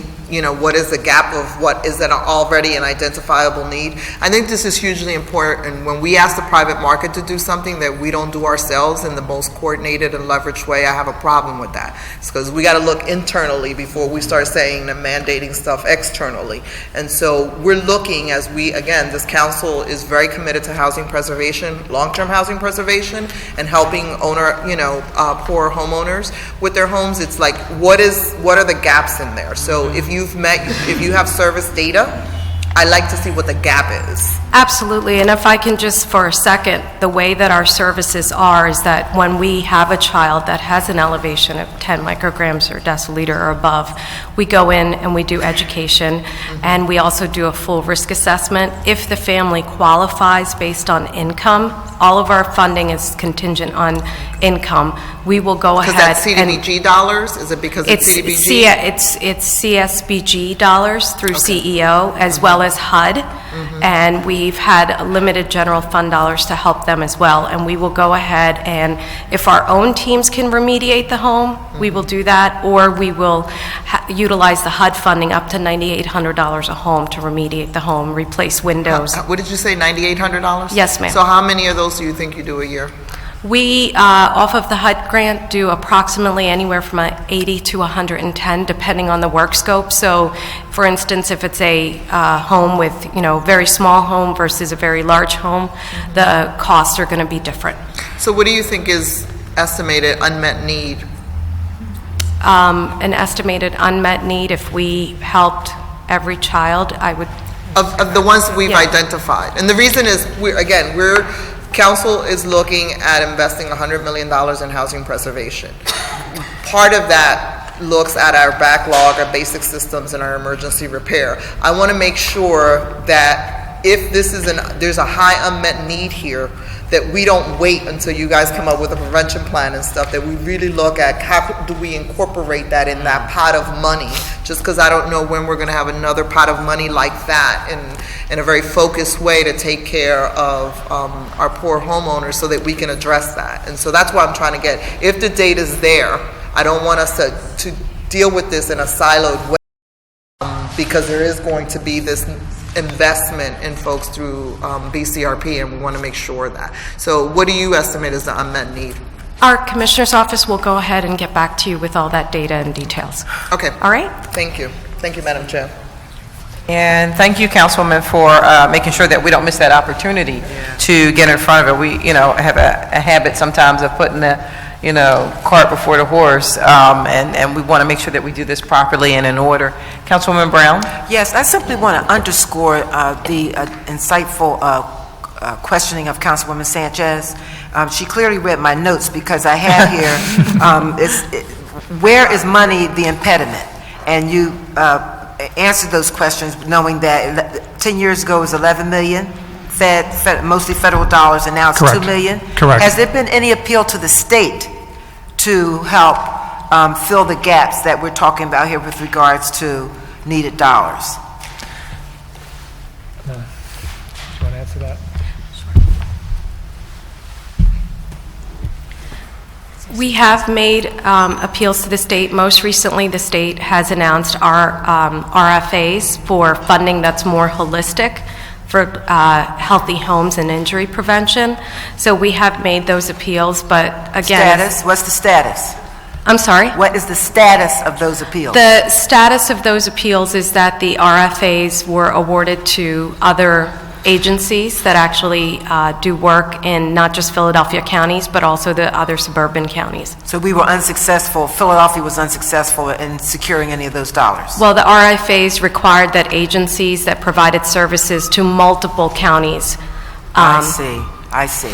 apply for funding. And while I'm persuaded that Department of Health and L&I are working more intimately together, I'm not convinced that the level of that relationship exists with housing in the way that Councilwoman Sanchez just articulated. So when you say coordinated, what does that mean? What does that mean when you're coordinating with OHCD around basic systems and the like? Sure. So essentially what happens is that oftentimes when we walk into a home, most of our owner-occupied homes that are in real disrepair, they might have holes in the ceiling, they might have holes in the roof. And for us to go and just deal with the chipping, peeling paint and remediate that, the same problem's going to occur again, because when there's rain, there's going to be water coming in. So since we don't have dollars to fix the roof and those things, we work with BSR. So essentially, our program chief will refer to BSR, and BSR looks at their list, and because it's a public health issue and the issue of a child being impacted, they will go ahead and move those properties to the top of the list so that those repairs can be done, and then our teams can go in there and make the home lead safe. Okay, 2 more questions. What's the status of lead court? Where is that in the universe? Lead court it still exists. It's where we take landlords who have children who have lead levels above 10, who have not remediated the property on the request of the health department. We take them there for fines. That system definitely could be strengthened, and we are talking with the law department and talking to the courts, trying to figure out how to make the system be strengthened. So it can be strengthened with additional dollars, or it can be strengthened with greater authorization by law? What does that mean? I think it's not clear at this point. I think it's more changing some of the processes. I can't say where there might be some cost with that as well. Mm-hmm. Certainly the processes right now make it so that it's too easy for a landlord to simply not show up or delay the case and ultimately not pay the fine.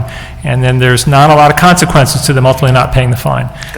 There need to be ultimately some sort of consequences, and likely as soon as possible, and then we'll have more landlords complying.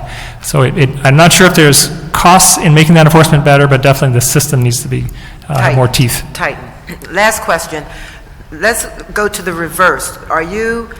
Is the department alerted when children end up at CHOP, or what's the children's hospital? St. Christopher's. What is the protocol for those doctors to alert the city about a home where a child was and poisoned by lead?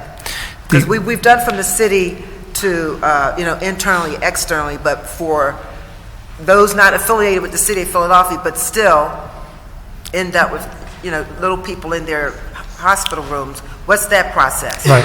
So the vast majority of children who have high lead levels are not showing any symptoms, and so it's picked up on lead screening, and it's recommended that children be tested at 1 year of age and at 2 years of age. All of those screening blood tests go to laboratories, and all those laboratories are required to report those results to a state database, which we have access to. So we get all those laboratory reports, and we follow up based on simply the laboratory report, no matter what provider drew that blood test. I see. Okay, then. Very informative. Thank you, Madam Chairwoman. Okay. Thank you. Thank you so much for your testimony, and if you could hang around for a few moments, and we're going to have the next panel come forward to testify, including Dwayne Wharton, who's waited patiently. If we can have the clerk call up the next folks to testify. Okay. Dwayne Wharton, the Food Trust, Colleen McCauley, Public Citizens for Children and Youth, Mervyn Klein, Clean Air Council, and George Gould, Community Legal Services.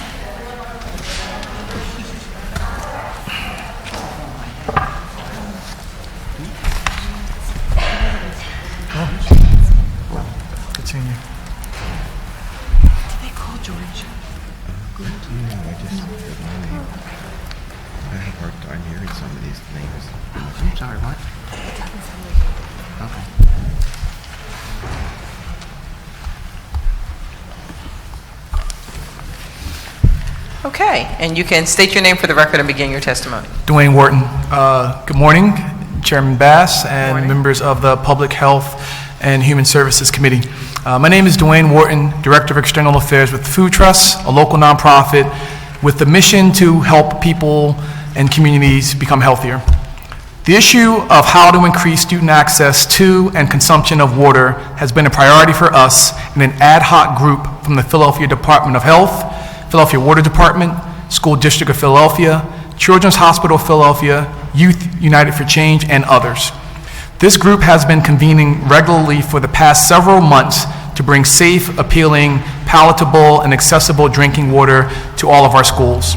Today, I am here in support of the Water Safety Bill for the Philadelphia School District, Bill number 160618. As part of its comprehensive approach, the Food Trust works in schools to teach the importance of nutrition and healthy lifestyles. In partnership with the School District of Philadelphia and the Department of Health and Get Healthy Phillies initiative, our HYPE, Healthy You, Positive Energy Youth Leadership Program supports student wellness councils in about 60 middle and high schools, engaging youth to become leaders for healthy change in their schools. During last fall's annual HYPE Leadership Summit, students identified access to and safety of school water as a major concern. At this year's HYPE Summit, held a few weeks ago, the tone was very different. Students were excited to share their feedback regarding the progress they're seeing in school water quality, consumption, and access.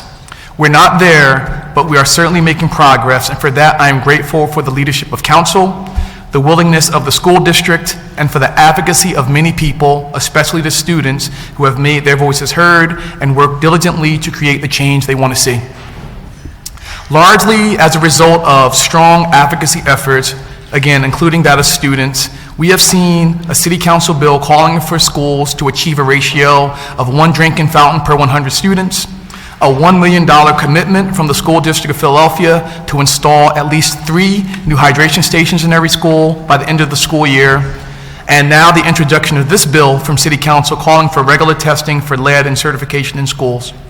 Similarly, we've seen a commitment by the School District of Philadelphia to broaden lead testing and the repair or removal of all outlets with elevated lead findings by the end of the school year, and more clear and transparent communication with the public around the testing process, actions, and outcomes. Bill number 160618 will further cement our city's commitment to protecting water safety for all children by raising the standards to 10 parts per billion for lead, to test every 5 years, and to ensure that those results are posted in a timely manner. In addition to this bill, we also ask that the School District of Philadelphia analyze the sample data from the testing conducted between 1999 and 2010 and identify outlets that tested above 10 parts per billion at that time and take immediate action to restore student access, to restrict student access to those outlets and provide alternative means of drinking water. In addition, we recognize the benefits of drinking water and the extraordinary efforts made by people to bring quality water to schools. Contradictory to this process and progress, it is our understanding that some schools restrict students from bringing refillable water bottles to class, and/or students are not allowed to get up and get a drink of water during class time. This doesn't make sense. All students should be allowed to bring refillable water containers to class. All students should be allowed to get up and get a drink of water during class time. Philadelphia is leading the way in showing how to reverse the country's troubling obesity trends. For the first time in decades, the obesity rates among Philadelphia school children is decreasing. A comprehensive approach with the addition of increasing access to and the promotion of consumption of water in schools will continue this momentum and have long-lasting health benefits for our children. Access to safe, appealing, and quality drinking water in our schools should not be a privilege for some, but a right for all. Let's work together to continue implementing policies and practices that support this key element to students' overall health and readiness to learn. Thank you very much for this opportunity to testify. Thank you for your testimony. And if we can now hear from the next panelist, Ms. McCauley, Colleen McCauley. Sure. Yes. I just want to make clear that I'll be commenting across all the bills. Is this an appropriate time to testify? Thank you. Sure. Thanks very much. Thank you for this opportunity to speak with you all today and for your leadership on this issue. I'm Colleen McCauley, the Health Policy Director at Public Citizens for Children and Youth, and we're a child advocacy and policy organization working on behalf of kids in southeastern Pennsylvania. Last year, approximately 2,400 children under 6 were poisoned by lead. And I'd like to pause there just for a second. Those 2,400 children had a lead level of 5 micrograms or greater. We've heard earlier this morning about testimony with kids at level of 10. In 2012, the CDC reduced the threshold at which kids are poisoned, to the point we heard at the top of this session that no level of lead in the kid's blood is safe, right? So the threshold was reduced. So what's true is that it's a challenge for public health systems across the country to dedicate resources to kids at this level under 10 because they're already challenged with addressing the needs of kids at 10 and above. But I just want to clarify that officially, children are poisoned at 5 micrograms and above. So we're talking about 2,400 kids last year, and 2,400 kids also includes children by any means that they were tested. There were closer to 2,000 children last year who were poisoned, who had a more confirmatory test through a needle in their arm. That's a more accurate test to confirm the blood lead level. So I'm going to modify what I wrote in my testimony and say we're talking about closer to 2,000 children last year in Philadelphia who were poisoned by lead. That's enough kids to fill about 75 kindergarten classrooms in Philadelphia, and that's way too many. If about 2,000 kids had contracted measles last year, the city would have gone into code blue mode, dedicating substantial human and financial resources to contain the disease and prevent more kids from becoming ill. So back in 1991, we did have a measles outbreak in the city. I'm a nurse. I was working in homeless shelters to help make sure kids were getting protected. We really pulled out the stops to make sure that we were protecting kids at that time. Even though lead poisoning inflicts permanent damage to kids, compared to measles, which is temporary and treatable, code blue mode is not how we've responded to lead poisoning. And I've been working on preventing childhood lead poisoning for the 15 years I've been at PCCY. And during this time, I can tell you, and many people in the room know, that the city has made very good progress reducing the number of children permanently injured by kids, but we're still talking about 2,000 every year, so we've got a ways to go. And so I commend you all for taking this issue so very seriously and putting forth the public policy that you have today. We've already heard that the number one way that young kids are injured from lead in Philadelphia and across the country is exposure to lead-based paint. Most kids are poisoned by lead paint-based hazards where they spend the majority of their time, that being in their primary residence or in the home of another caregiver, such as a child care provider. Your bill rightly seeks to prevent children from being poisoned in home-based child care environments. The additional bills dealing with lead in the water, children should not be exposed to lead in water either, so the actions described in these bills will further protect children. And I'd like to add that I understand that there are some districts that were able to test, large school districts that are able to test their water supply in a shorter amount of time, in a matter of months. I understand that happened in Chicago. To your point about money, we can't save kids for free, right? This costs money. It costs money, and it involves a greater investment, partly by increasing funds in the city budget. So in the case of home-based child care providers, for example, many of them have small incomes themselves and will be able to afford the thousands of dollars it often costs to remediate lead hazards if indeed they're found on their property. So providers could either possibly go out of business and the city would lose that child care resource, or additional funds could be budgeted to help low-income providers remediate their properties. We had a program like this a few years ago. It was called Healthy Homes for Child Care, where low-income child care providers volunteered to have their properties inspected for lead and other hazards, and then there were dollars available to help them remediate them and keep their kids safe. Unfortunately, those state dollars have dried up, but we have a model, and you know what? It was successful. Funds can also be raised by collecting fines and other fees assessed to landlords who violate housing codes. Clearly, there are a lot of landlords who adhere to the property maintenance codes and keep kids safe in their properties.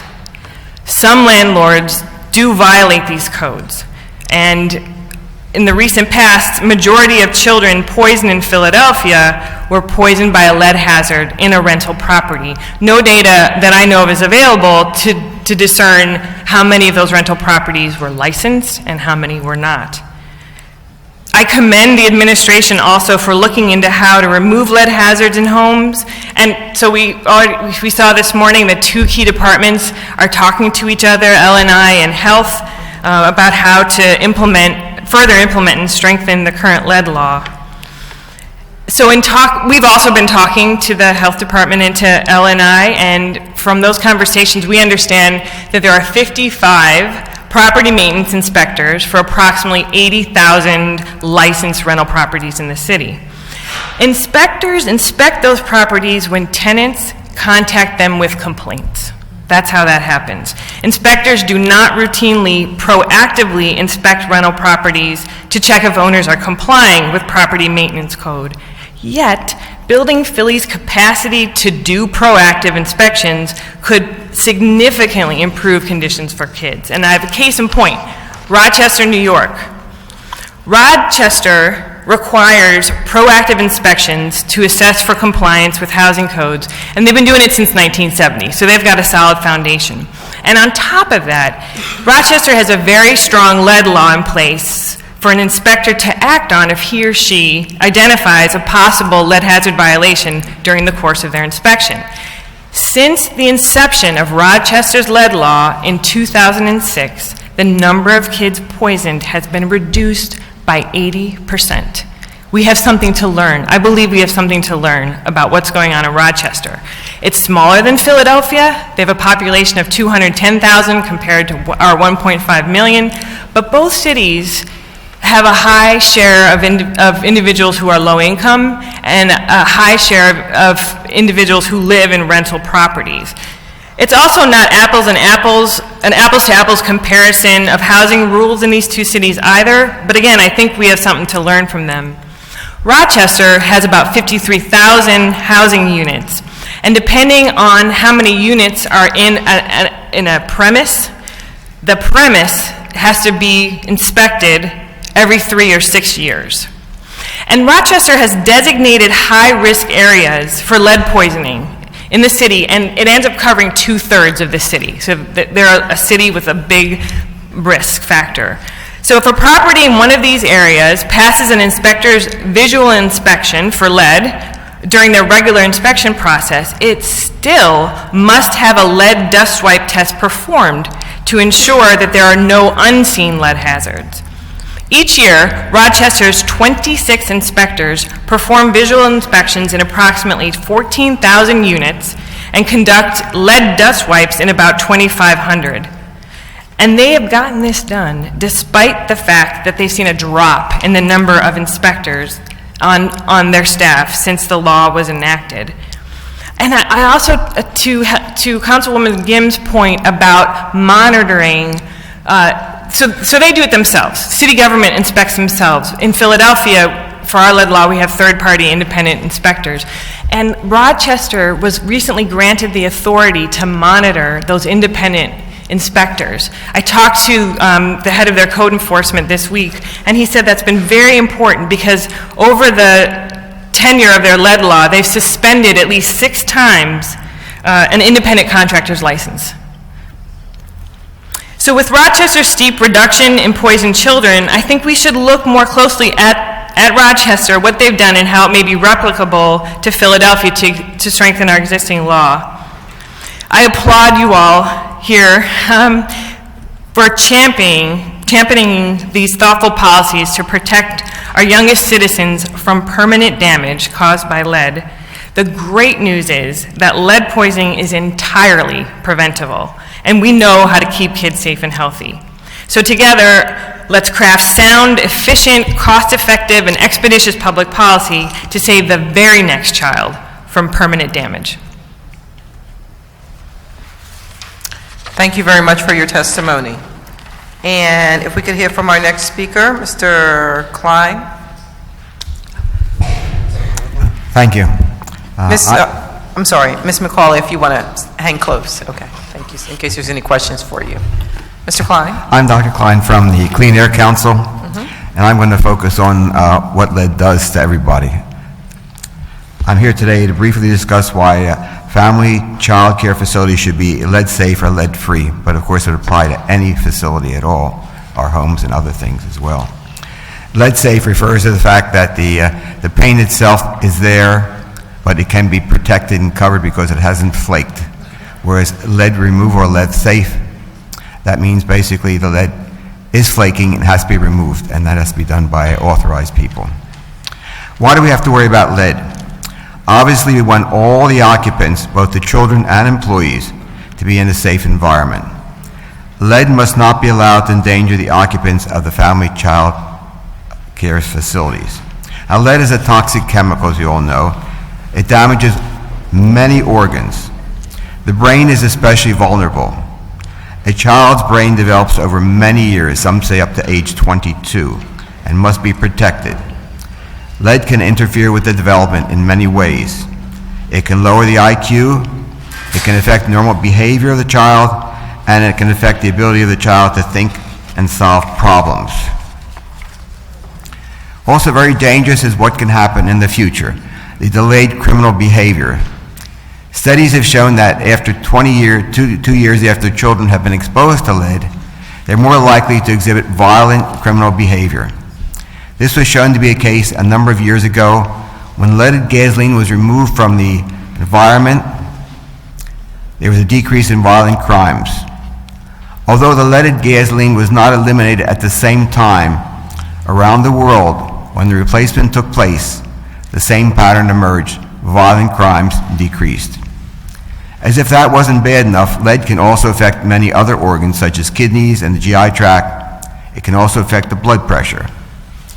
The reason that lead has such global effects on the body is because it can mimic other chemicals that are required for vital functions, such as manufacturing hemoglobin for red blood cells. Lead can block the synthesis of hemoglobin, which is needed for the red blood cell to function. Calcium is needed for many vital purposes, and when lead interferes with those functions, it prevents the normal processes from occurring. Muscle contraction and nerve conduction are two of these functions.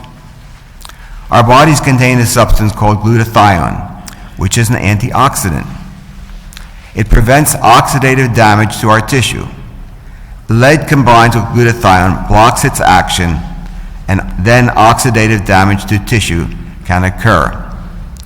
When a woman is pregnant, her diet and her bones supply the calcium to the fetus. If she has lead in her bones, the fetus will get both the needed calcium and the unwanted lead from her bones. So an expectant mother can be a source of lead pollution for the fetus. We do not want lead to get into our children for another reason. They can't get rid of it. Once in the bloodstream, lead is primarily distributed among three compartments: blood, mineralized tissue, and soft tissue. 95% is stored in bone and teeth. Although the lead in blood has a half-life of a month and can be removed by chelation therapy, this is not true of the lead in the bones. It has a half-life of between 25 and 30 years, so it is continuously being leached out of bones and into the blood. The body accumulates lead over a lifetime and normally releases it very slowly. Sources of lead. The most pervasive source of lead poisoning we think of as lead in dust, contaminated lead in paints. Lead in dust is ingested via normal hand-to-mouth activities as children are crawling on the ground. Children put toys in their mouths and eat without washing their hands after playing on the ground. Another source is from water from lead-soldered pipes. In Flint, Michigan, the water itself was polluted. In Philadelphia, water in older homes can be contaminated from pipes which have been soldered with lead solder. So it is important to make sure the cold water is allowed to run for a short time and hot water is not used at all for cooking or drinking purposes, because hot water contains too much dissolved lead. I'd like to end by emphasizing that we want to keep children safe from lead poisoning. The children would have to have the same protection at home as in a child care facility. Children may be exposed to lead in the home environment for the reasons mentioned above. They may also be exposed to other sources of lead. Some cultural activities involve eating non-food items such as dirt, paint chips, and chalk at home. If a child's mother has high levels of lead in her body from eating such non-food items, future pregnancies will endanger her unborn babies. The mother should be made aware of this. I will end by repeating that there are no safe levels of lead. Parents will feel secure, though, when they place their children in family child care facilities that are safe from lead. Thank you for your attention. Thank you for your testimony. And Mr. Cole, do you want to give your testimony as well?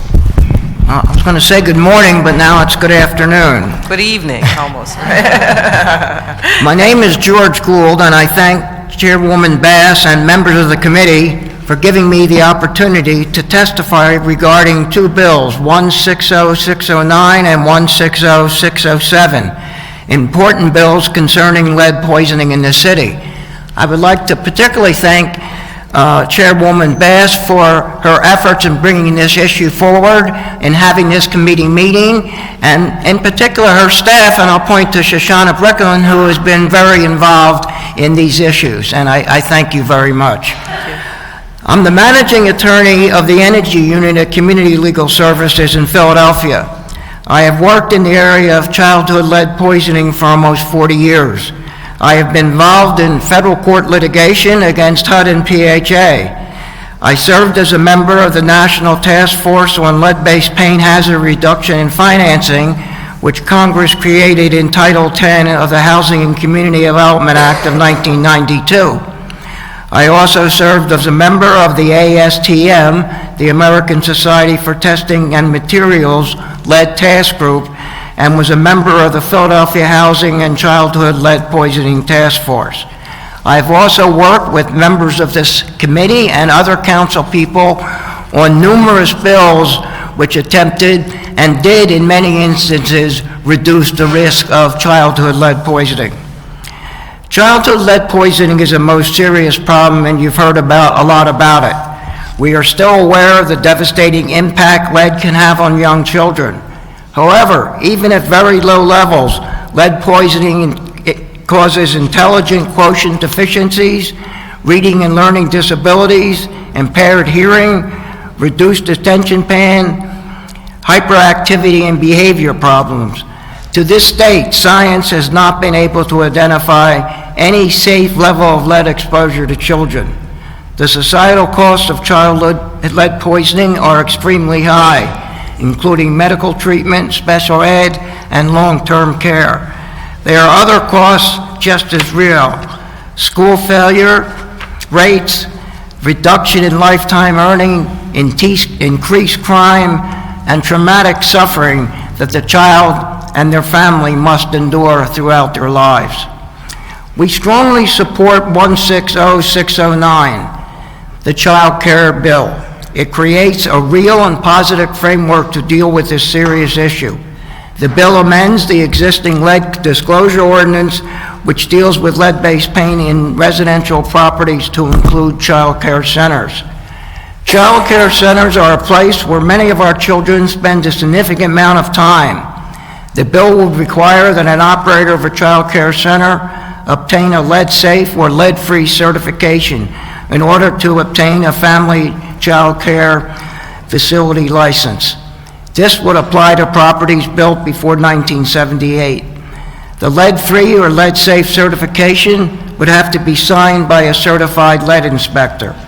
The lead-safe certification must state that the certified lead inspector has determined that the property is free of any deteriorated paint and that interior dust samples were collected in compliance with EPA regulations and found not to contain lead-contaminated dust under the EPA regulations. This is an important proactive step. Rather than waiting for a child to be lead poisoned and then trying to determine where the problem is, steps are being taken in the beginning to make the child care facility lead safe. Since the family child care daycare facility license must be renewed every year and the certification is only good for 24 months, the operator will have to get a lead-safe certification every 2 years. We urge this committee to vote this bill out of this committee.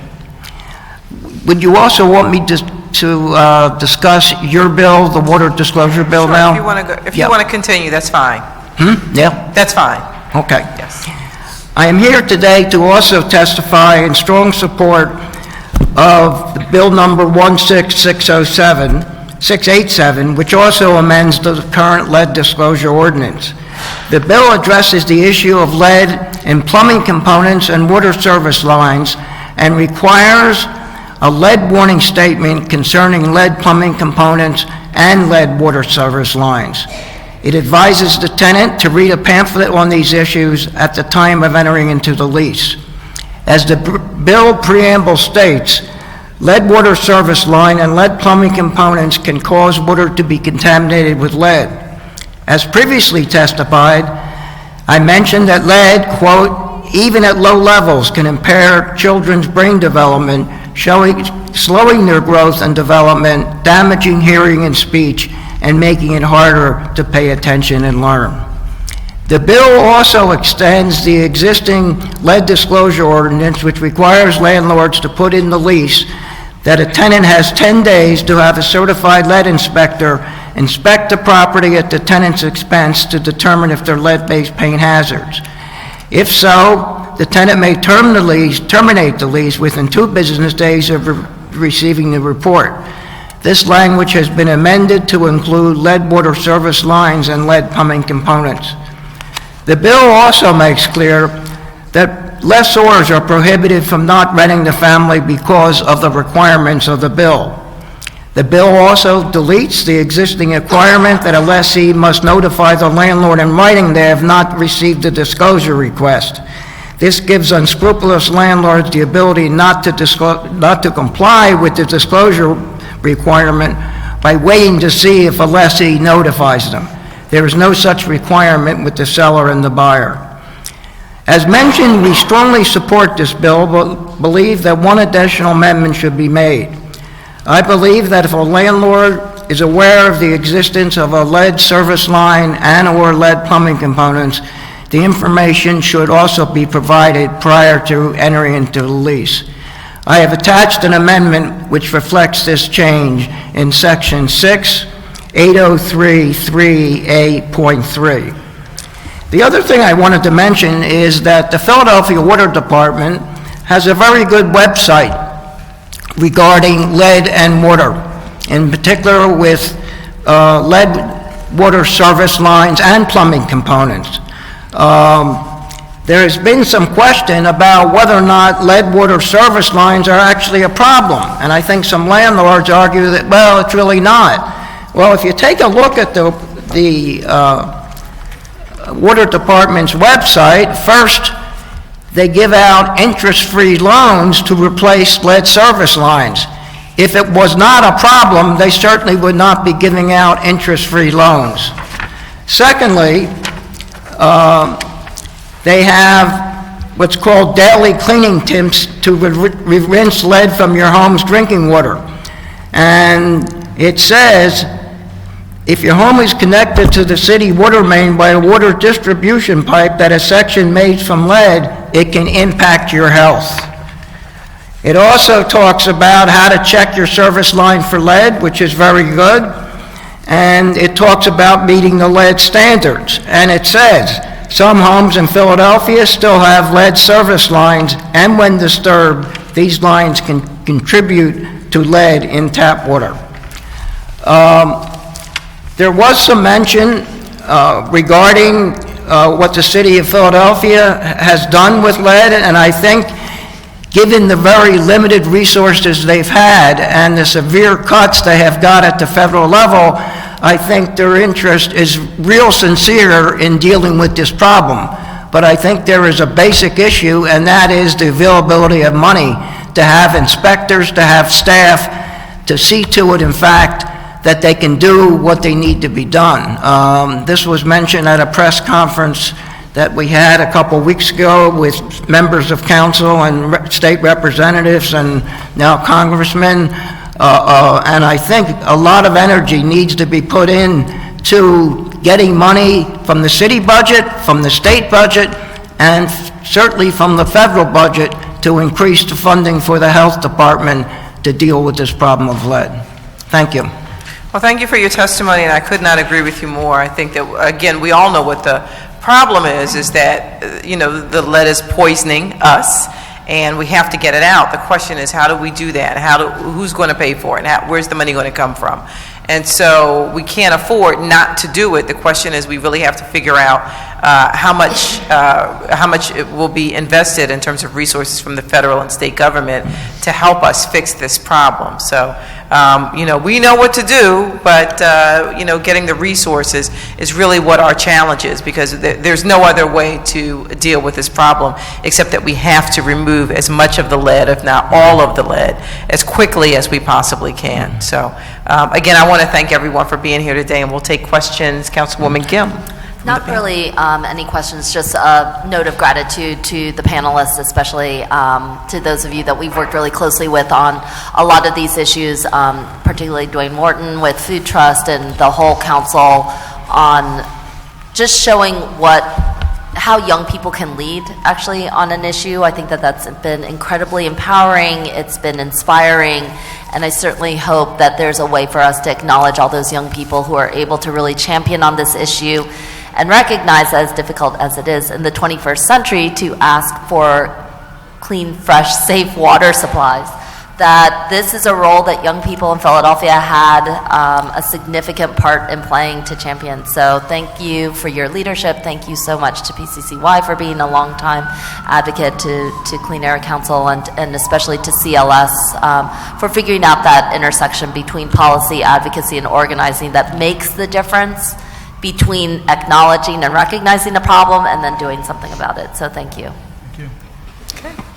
Thank you very much, and there's no additional questions or comments from the panel. So I just want to thank you all for being here and taking the time out to testify. I know it's been a while that you've been waiting, but we really do value your testimony and you being here. So again, many thanks for your input. And also one last thing I just wanted to mention is that, the conversation around lead in pregnant women, in women in Philadelphia, and the potential for the effect on, the pregnancy. I think that's something that we haven't discussed extensively, but needs to be brought to the forefront, and there needs to be more conversation on that. So again, I thank all of you for being here today and for your testimony. Thank you. Thank you again for your leadership. Thank you.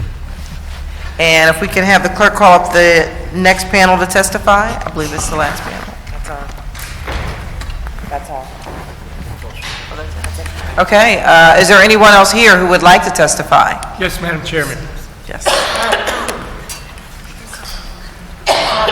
Thank you. I'm Darrell Zaslow, Madam Chair. Good to see you. I represent the landlords of Philadelphia, and I see behind me a vast array of my people to assist. Before you begin, I just want to make sure, is there anyone else here who's here to testify today? No? Okay. Oh, Maurice Sampson. Okay, Mr. Sampson, if you want to come forward. Now, I'll be brief. Okay. I'm here to let you know that the landlords in Philadelphia exist, that we're here, and those of us who are responsible recognize that there is a problem that must be dealt with. It would be much easier if I could just hide today like everyone else in the city of Philadelphia does. I sat here for hours waiting my turn, listening to all my compatriots spell it all out. They understand it, they're experts. And here I am. The problem is real. The issues of children are real. Yes. And for me to stand here this afternoon and say to you, it's not a real problem, would be very disingenuous. The only thing we ask for is help from government in solving the problem. And I say that because this issue can be solved. There's so many issues that we deal with, you deal with more than we do, day in and day out and year out, and they can't be solved. You can throw billions of dollars and we're not going to solve some problems. But this problem can be solved with money. And we therefore seek fairness, although it's hard to say to a lead-poisoned parent, oh, just be fair, because how can you tell that to a child? But at the same time, the problem is so enormous and so expensive and of such long standing that for us to stand here and say, oh, just let us skate by for another year, you're not going to tolerate that. So I want you to know that HAPCO, at a minimum, the Homeowners Association of Philadelphia, which owns a certain percentage of the rental housing stock, we are here, or rather, they're not here, and they send me to appear in front of you and bear the brunt of all this. So all I would ask is that we seek the solutions that are economically feasible, and that money can solve this problem. If only we could put together all the resources utilized today, the problem could be solved. So if we can somehow use the resources that city government has, and state and federal, towards attacking the worst of the problem, and not allowing landlords to skate away with horrible properties, that's completely unacceptable, gives us all a bad name. But we're here to help. The law which you're proposing, which is really just seeking to begin to monitor these problems in the lead lines, we acknowledge that needs to be done. We're going to help that needs to be done. But the landlords are not all going to do it. I'm not sure how to tell you to get, quote, them, because we're here, because I'm here. But what I would like to suggest is that when it's a problem which money can solve, let's put money into it. The landlords in poor areas who are poor themselves are renting houses for very low rent, and the rents barely sustain profitability of the house, if even that. It won't solve the problem. We'll have more children lead poisoned, and none of us want that. So I suggest and request that we put real resources, city resources, in order to solve the problem where it's most needed, in the inner cities, in the most difficult areas, so that we can solve it, so that we can solve the problem and have a solution to it. I see the council president walks in. It's an honor that he's here. But we are the bad guys because we own the properties. We want to be the good guys by solving the problem. We want to be a part and parcel of the solution, which money will solve. We're here. We're going to do our best to comply with the requirements of notification, and we're going to do our best to solve the problem in any way we can. We suggest that it be by money being spent to solve the problem. The less money that goes to forcing landlords to be punished, the less money we have for real solution. I would ask that those landlords who are good, who are trying, who are working so hard, who have no money, who can't afford it, a $5,000 bill, that house is dead for the whole year. It probably won't live beyond the year. So I thank you for the opportunity to be appearing before you, to make an appearance before you, to know that the property owners are here, and we stand ready to do what we can do to help implement real solutions regarding the rental properties in Philadelphia. I thank you, Madam Chair, and I thank you, members of the panel. Thank you for your testimony. And if we could have someone from the Health Department come forward. We have a question for the Health Department. Anyone? Also, I want to acknowledge that we've been joined, formally acknowledge that we've been joined by Council President Clark. And Mr. Sampson, if you want to come up as well. If you could stay, just in case there's any questions for you. And also, Mr. Sampson, if you could have a seat. And also, we can have a question for the Health Department representative.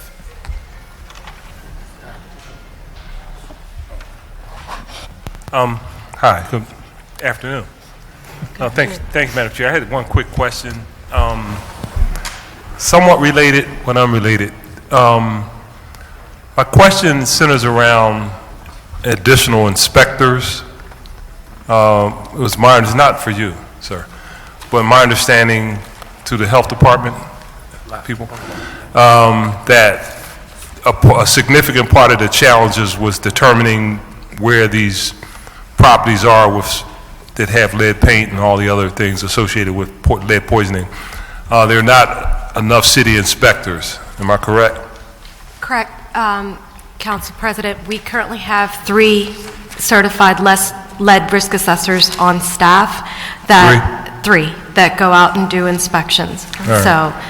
So if you had an infusion of around $500,000, right, to your department, how many more inspectors would you be able to hire?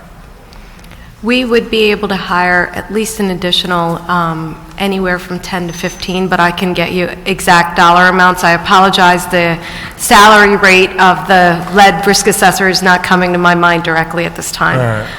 The other issue is really needing dollars for the actual remediation of the owner-occupied homes to make them lead safe. Okay. So I know some people are saying, why am I coming in here and answering that question? So, and I'm going to be very upfront about. So there's a recent decision by the Art Commission by determining that an opportunity that was presented to the city above and beyond the traditional taxing measures that we get into as a government, where we were able to bring in $500,000 to the city's general fund based on a contract that we thought we had with an advertising entity. But the Art Commission made a decision to reject that proposal, and I would have liked to have seen us bring that money in, and actually the executive branch would have to dedicate it, but to have that money dedicated to hire additional inspectors given the severity of the problem. So that's why I'm asking that question, so I can have a sense of, if we did get $500,000, what could we actually spend it on? And I think this is clearly one of the most significant. President. Under the leadership of our Commissioner, Dr. Farley, we've been working diligently to develop a potential lead expansion budget that would account not only for funding for inspectors as well as, appropriate supervisors, enforcement folks. So that is under, it's under development as we speak. Okay. And I'm sure that our Commissioner's Office and our Chief of Staff and Deputy Commissioner would be glad to share that. Okay. But that information has been compiled, and we've been steadily working on it to Great. figure out a solution to this issue. Thank you. Thank you. Thank you so much. Thank Thank you, Mr. Madam President. Chair. Thank you, Mr. President. And I think having that information, since it's, this is such an important issue, having that information provided to members of council as soon as possible, because that's part of the solution. We're looking for solutions here. And so we want to work with you and get that information as quickly as possible. Thank you. Thank you. Thank you. Mr. Sampson? Good morning. I Good feel like afternoon. I'm batting cleanup here today. My name is Maurice Sampson. I am the recently appointed Director for Clean Water Action for Eastern Pennsylvania. I want to start by thanking Councilwoman Bass and her associates for your work on this bill. In particular, as it relates to water, I'm very pleased to see that we are looking at that powder that makes the Kool-Aid, the lead that is in the water, the lead lines, the lead solder, the lead plumbing. We all know we shouldn't drink the Kool-Aid.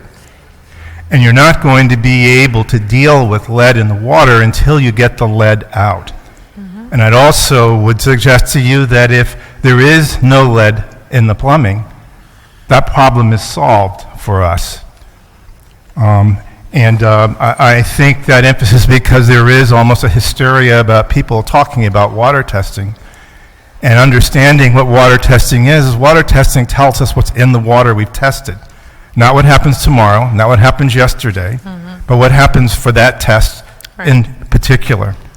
Our residential rules here really are clear about that and the changes that you have made. I've been focusing on that. But as I've been sitting listening, the one thing I would just ask for you to consider is, as we are doing all of this work in the schools, are we checking to make sure that there's not going to be any lead in the plumbing that's in the schools? I'd hate the thought that we would feel that we've done our job and then come back 5 years later to determine that we missed something. So I would just ask that you put that on your checklist as a question to ask. I think that all of us can agree that what we've done is a good start, that there's a whole lot of work that needs to be done. But I also think that we need to also look at how we're going to measure the work that we've done as we move forward. In 1972, I was an urban studies major at Rutgers University. And I came across the river to the health department in order to learn about a program they had put together that talked about lead paint poisoning. That was 44 years ago. Had we had a program that dealt with 1/40th of the problem, we'd have finished this problem 4 years ago. And yet, after all this time, we still we can't tell you how many homes exactly have the problem. We don't know how many lead lines there are, really just because of the ownership of those sorts of things. It's a problem that we've had that hasn't really moved the needle in a great significant matter of over 40 years. One of the things that we do need to look at is a metric, of how we measure how we're going to succeed in what we're doing. Sustainability Office is big on metrics these days. It would be great to have a metric that we could measure every year. People move, housing doesn't. So as we are measuring this problem based on how many people are affected, we ought to also be measuring which neighborhoods we consider clean, so you know if you live there that you're going to have that opportunity to be free of lead. It's a different way of looking at it, but it's something that I really think we need to be thinking about when we talk about how are we going to affect and resolve this problem. Several of the speakers have said, except the gentleman sitting next to me, this is a resolvable issue. It's not one, like so many of the things we face are so intractable that we're not sure how to get our hands around it. We can quantify where this problem is, and we can talk about what it means when an area is free of lead, so that you are probably living in a lead-free zone where you have less concern about that. We need to think about that. The other point that I think needs to be made is looking at how we're talking about informing people. You know, we're talking about providing brochures. We're talking about providing access by the internet and such. I want to remind everybody that 52% of the adult population in this city is illiterate. And I would also suggest to you that a great number more than that are illiterate, those people who can read but don't. So that when we talk about a requirement that provides a brochure or that provides information, how many of us have all that mail that comes in the front door that we never bother to open and read? I was particularly struck when I read the Enquirer articles about those people who were affected who said, I didn't know that lead was a problem, or I didn't realize how bad it was. You know, a campaign that looks to just get people knowledgeable about the fact that this is a problem is something that's missing in everything else that we have talked about. We've talked about the responsibilities of landlords, responsibility of schools to look at it. But how about a campaign that simply lets people know, that helps them to determine whether they have any lead in their home? It's looking at the user working backwards, because we haven't taken a perspective of that yet. As I come into Clean Water Action, one of the things that I'm particularly noted about, and I've been in the field of environment for many years, is rules and regulations are not based on health. They do not say, will everybody be healthy as a result of writing this rule? They typically are written based on what we feel we can afford to accomplish. Not that we shouldn't have that measure, but there is a difference between what we can pay and do and what it is, and we need to know what that is so that we know what we are not covering. Otherwise, we all say what we're doing meets the standard, and we don't have to think about it anymore, and then we wonder why people are still being poisoned. Case in point, if we are looking at children who have already been affected by lead at that level of 10 units per deciliter, those children are already seriously ill. So we really need to understand what standards mean, and we need to understand and probably ask that question: what is necessary to be healthy versus what is the standard, and how are we going to bring those two closer together? I think that there's a lot of actions that we also need to be taking in terms of talking about how, what are we going to do next? How are we going to implement these things? I have the good fortune of having an industrial hygienist and a toxicologist working with me at Clean Water to help me look and understand these issues. And I constantly challenge them at telling me, what do I tell people that they need to do so that they can be safe? Because that's the question that I hear. There's a problem out there. What impact does it have on me? Or am I reading this and listening to this and assuming, oh, well, that's somebody else, so I don't need to worry about it? Because that happens. It is very true that the low-income community is very impacted. But when I look at the numbers, Councilman Bass, in our district, Mount Airy is affected, Chestnut Hill is affected. Quite frankly, all the gentrifiers that are going in and cleaning up the houses on them by themselves and restoring their houses could be creating conditions in their own homes that are going to be dangerous for their children. And I doubt that they have any concept that this is a problem for them, because what they've heard is, this is a problem of the people who are poor. It is a problem that all of us have. We all have, to some degree or another, lead in our homes. All of us do. 92% of the housing stock in this city was built before 1978. That means there is lead everywhere. And every time you open and close a wooden sash window, you are creating lead dust. It's also true, from what I understand, that we can be of different incomes and have exactly the same kind of exposures to lead, and still those that are low income are affected greater. The reason? Stress. It is very stressful being poor, and if you are stressed, you are more susceptible to all of these things. So I would encourage us, as we look to the next step, I think I'll get one more point. We have to, in addition to looking at punitive measures to try and force the issue, if we are serious about solving these problems, we need to look at what are the strategies to help make these things happen. For us to simply sit back and say, well, I'll use landlords in this case, to say we've passed the laws, now they need to do it, without being sure that they can, is disingenuous. In the end, it doesn't solve the problem, and people are still hurt. We're going to come back a couple of years later and say, well, maybe they weren't strict enough. We've all acknowledged it costs money, and we need to come up with strategies beyond just the enforcement pieces to help figure out how we can truly resolve this issue. Now, unfortunately, there are some provisions in the law.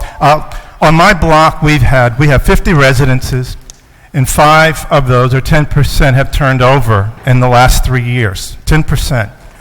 One of those houses, interestingly enough, when the inspector came in, found a lead line, told the people who owned the house, and they refused to buy their house until the lead line was taken out. Another house sold the next week. I actually ran into the people who were going to buy it and the inspector and just asked, do you know what happened down the street? The inspector had no knowledge of even how to look for a lead line. It wasn't on his list. So I went in and helped him look, and it turned out this house, built at the same time as the house down the street, didn't have a lead line. So, you know, in this case, I could have had 10% of the homes on my block be knowledgeably free of lead had there been any provision to provide the information and perhaps a 30-year mortgage to pay for whatever changes had to happen. Now, I'm going to tell you, we're not allowed to do that because state law won't allow us to create that kind of requirement between buyers and sellers. But that is one of the things that we need to work with our state delegation to talk about what needs to be done in order to make those kind of common sense solutions happen so that over time we have a strategy where a certain percentage are going to get cleaned up just because it's part of the design of buying and selling homes. Also, such things as, how about a tax on paint in order to help pay for the elimination of paint? As soon as it's done, the tax can go away, but buying paint in order to deal with paint just makes sense to me. I think there are a lot of these sorts of things. I think that part of our next steps does need to be to look at what needs to happen on the state level to reinforce the terrific work that's already been done by this group. My final comment is that I want you to know that for my role in Clean Water Action, our activity is going to go more and more to looking at what we can do from an environmental justice perspective to look at these issues from the perspective of health. It is why I am here today. It also means you're going to see me less sitting in front of you talking about what you need to do, because I firmly believe that there is a civic engagement element here of us understanding what the problems are who are affected and what things we need to do to keep ourselves safe from these poisons, of which there are many. And there are many, many things that we can do if we are aware that there is a problem to keep ourselves safe. And then looking at strategies for us as residents, as homeowners, to make our homes lead-free, and to take that responsibility to help make that happen. So I want to thank you for the opportunity to speak. I don't often get to close the house, but we did it today. Thank you very much. Well, thank you very much for your testimony, and always very insightful. And also to Mr. Zaslow, thank you so much for attending, and I can certainly assure you that the intent is not to attack one particular industry, but really just to fix a problem. I'm glad to see that you're here and that you're interested in working with us to help fix that problem. And we all know that what we need here are resources to be able to get this situation addressed. So I thank both of you for being here and for the information provided. And And seeing that there is no one else here to testify on these bills, that concludes our public hearing on bill numbers 160. Oh, I'm sorry, Councilwoman Brown has... Yes, I do want to underscore your remarks on why partnerships matter. And I do want to go on the record to acknowledge again that 2010, HAPCO and I, we were diametrically 360 degrees at different places, but with subtle diplomacy, quiet diplomacy, and just authentic will, we really ended up in a good place. And this hearing reflects that we still have work to do. So then the next installment, to know that you're willing and prepared to hold our hands and or to be partners as we go down this road, it does matter. Thank you very much. Thank you. Thank you, Councilwoman. And also, actually, I do want to acknowledge the presence of Councilman Al Toggenberger, and Councilman David O. has joined us as well. And so, since there's no one else here to testify, this concludes the public hearing on bills number 160-811, 160-609, 160-618, and 160-687.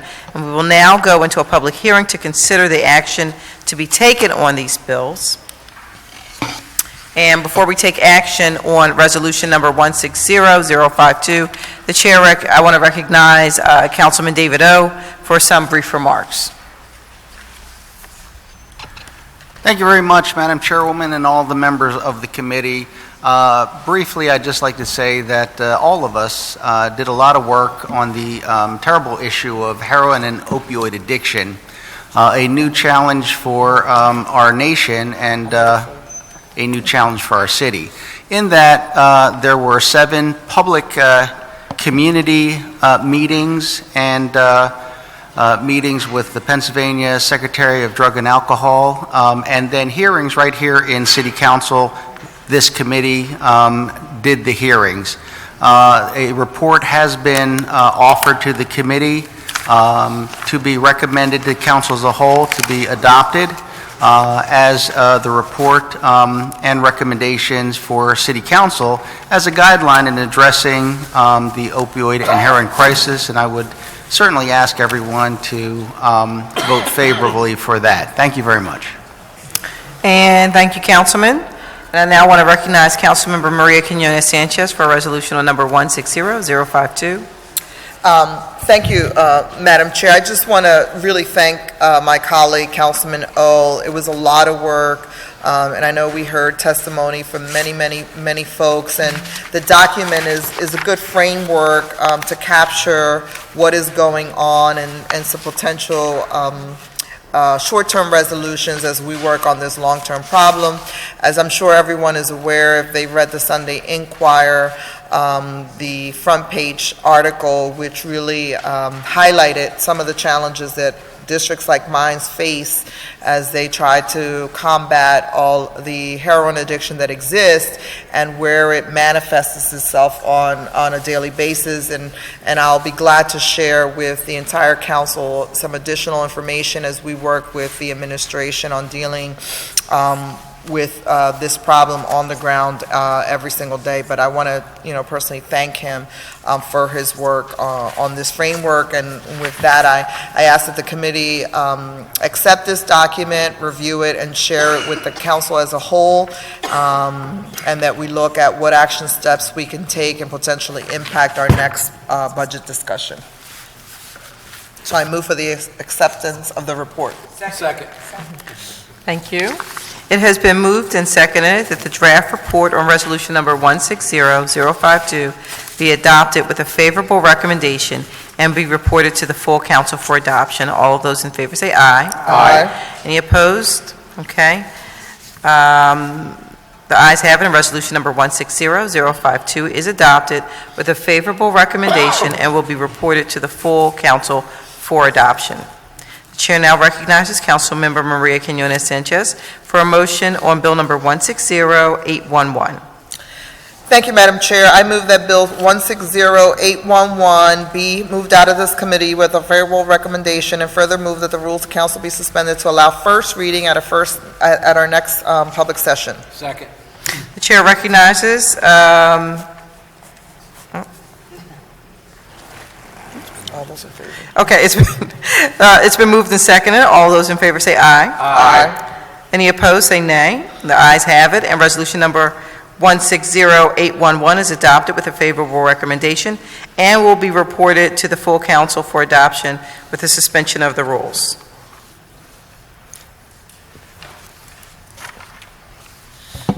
One 687.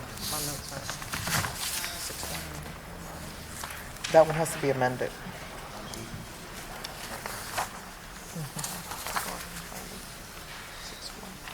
618 and 609 have to be amended.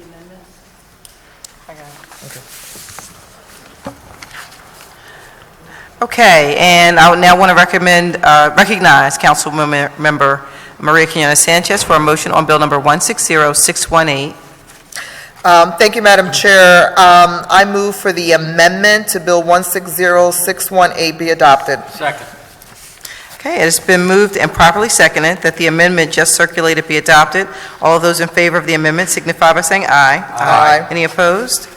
Okay, and I now want to recognize Councilmember Maria Quinones Sanchez for a motion on Bill number 160618 as amended. Thank you, Madam Chair. I move that Bill 160618 as amended be moved out of this committee with a favorable recommendation and further move for the rules of council to be suspended to allow first reading at our next public session. Second. It's been moved and properly seconded that Bill number 160618 as amended be reported from this committee with a favorable recommendation and further move that the rules of council be suspended to permit first reading of this bill at the next session of council. All of those in favor will signify by saying aye. Aye. Any opposed? Okay, the ayes have it and the motion carries. Bill number 160618 as amended will be reported from this committee with a favorable recommendation with a request that the rules of council be suspended to permit first reading at the next session of council.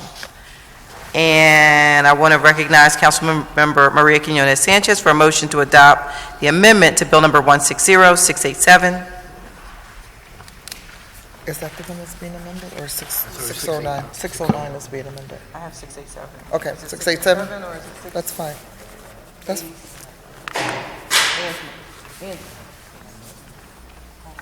is 687 the next one being amended? Yes. Okay, I'm sorry, yes. Thank you, Madam Chair. I move that Bill 160687 amendment that's been circulated be adopted. Second. It's been moved and properly seconded that the amendment just circulated be adopted. All of those in favor of the amendment signify by saying aye. Aye. Any opposed? Okay, and the chair recognizes Councilmember Maria Quinones Sanchez for a motion on Bill number 160687 as amended. Thank you, Madam Chair. I move that Bill 160687 as amended be moved out of this committee with a favorable recommendation and further move that the Rules Council be suspended to allow first reading at our next public session. Second. It's been moved and properly seconded that Bill number 160687 as amended be reported from this committee with a favorable recommendation and further move that the rules of council be suspended to permit first reading of this bill at the next session of council. All of those in favor will signify by saying aye. Aye. Any opposed? Okay, the ayes have it and the motion carries. Bill number 160687 as amended will be reported from this committee with a favorable recommendation with a request that the rules of council be suspended to permit first reading at the next session of council. And that concludes... No, 609. Oh, wait, it does not conclude. 609. There's no amendment? No. 600. Okay, hold on. Okay, the chair recognizes Councilmember Maria Quinones Sanchez for a motion to adopt Bill number 160609. Thank you, Madam Chair. I move that Bill 160609 be moved out of this committee with a favorable recommendation and further move that the rules of council be suspended to permit first reading at our next public session. It has been moved and probably seconded that Bill number 160609 be reported from this committee with a favorable recommendation and further move that the rules of council be suspended to permit first reading of this bill at the next session of council. All those in favor will signify by saying aye. Aye. Anyone opposed? Okay. All right, the ayes have it and the motion carries. This bill will be reported from this committee with a favorable recommendation with a request that the rules of council be suspended to permit first reading at the next session of council. And that concludes our public meeting. Thank you. Thank you.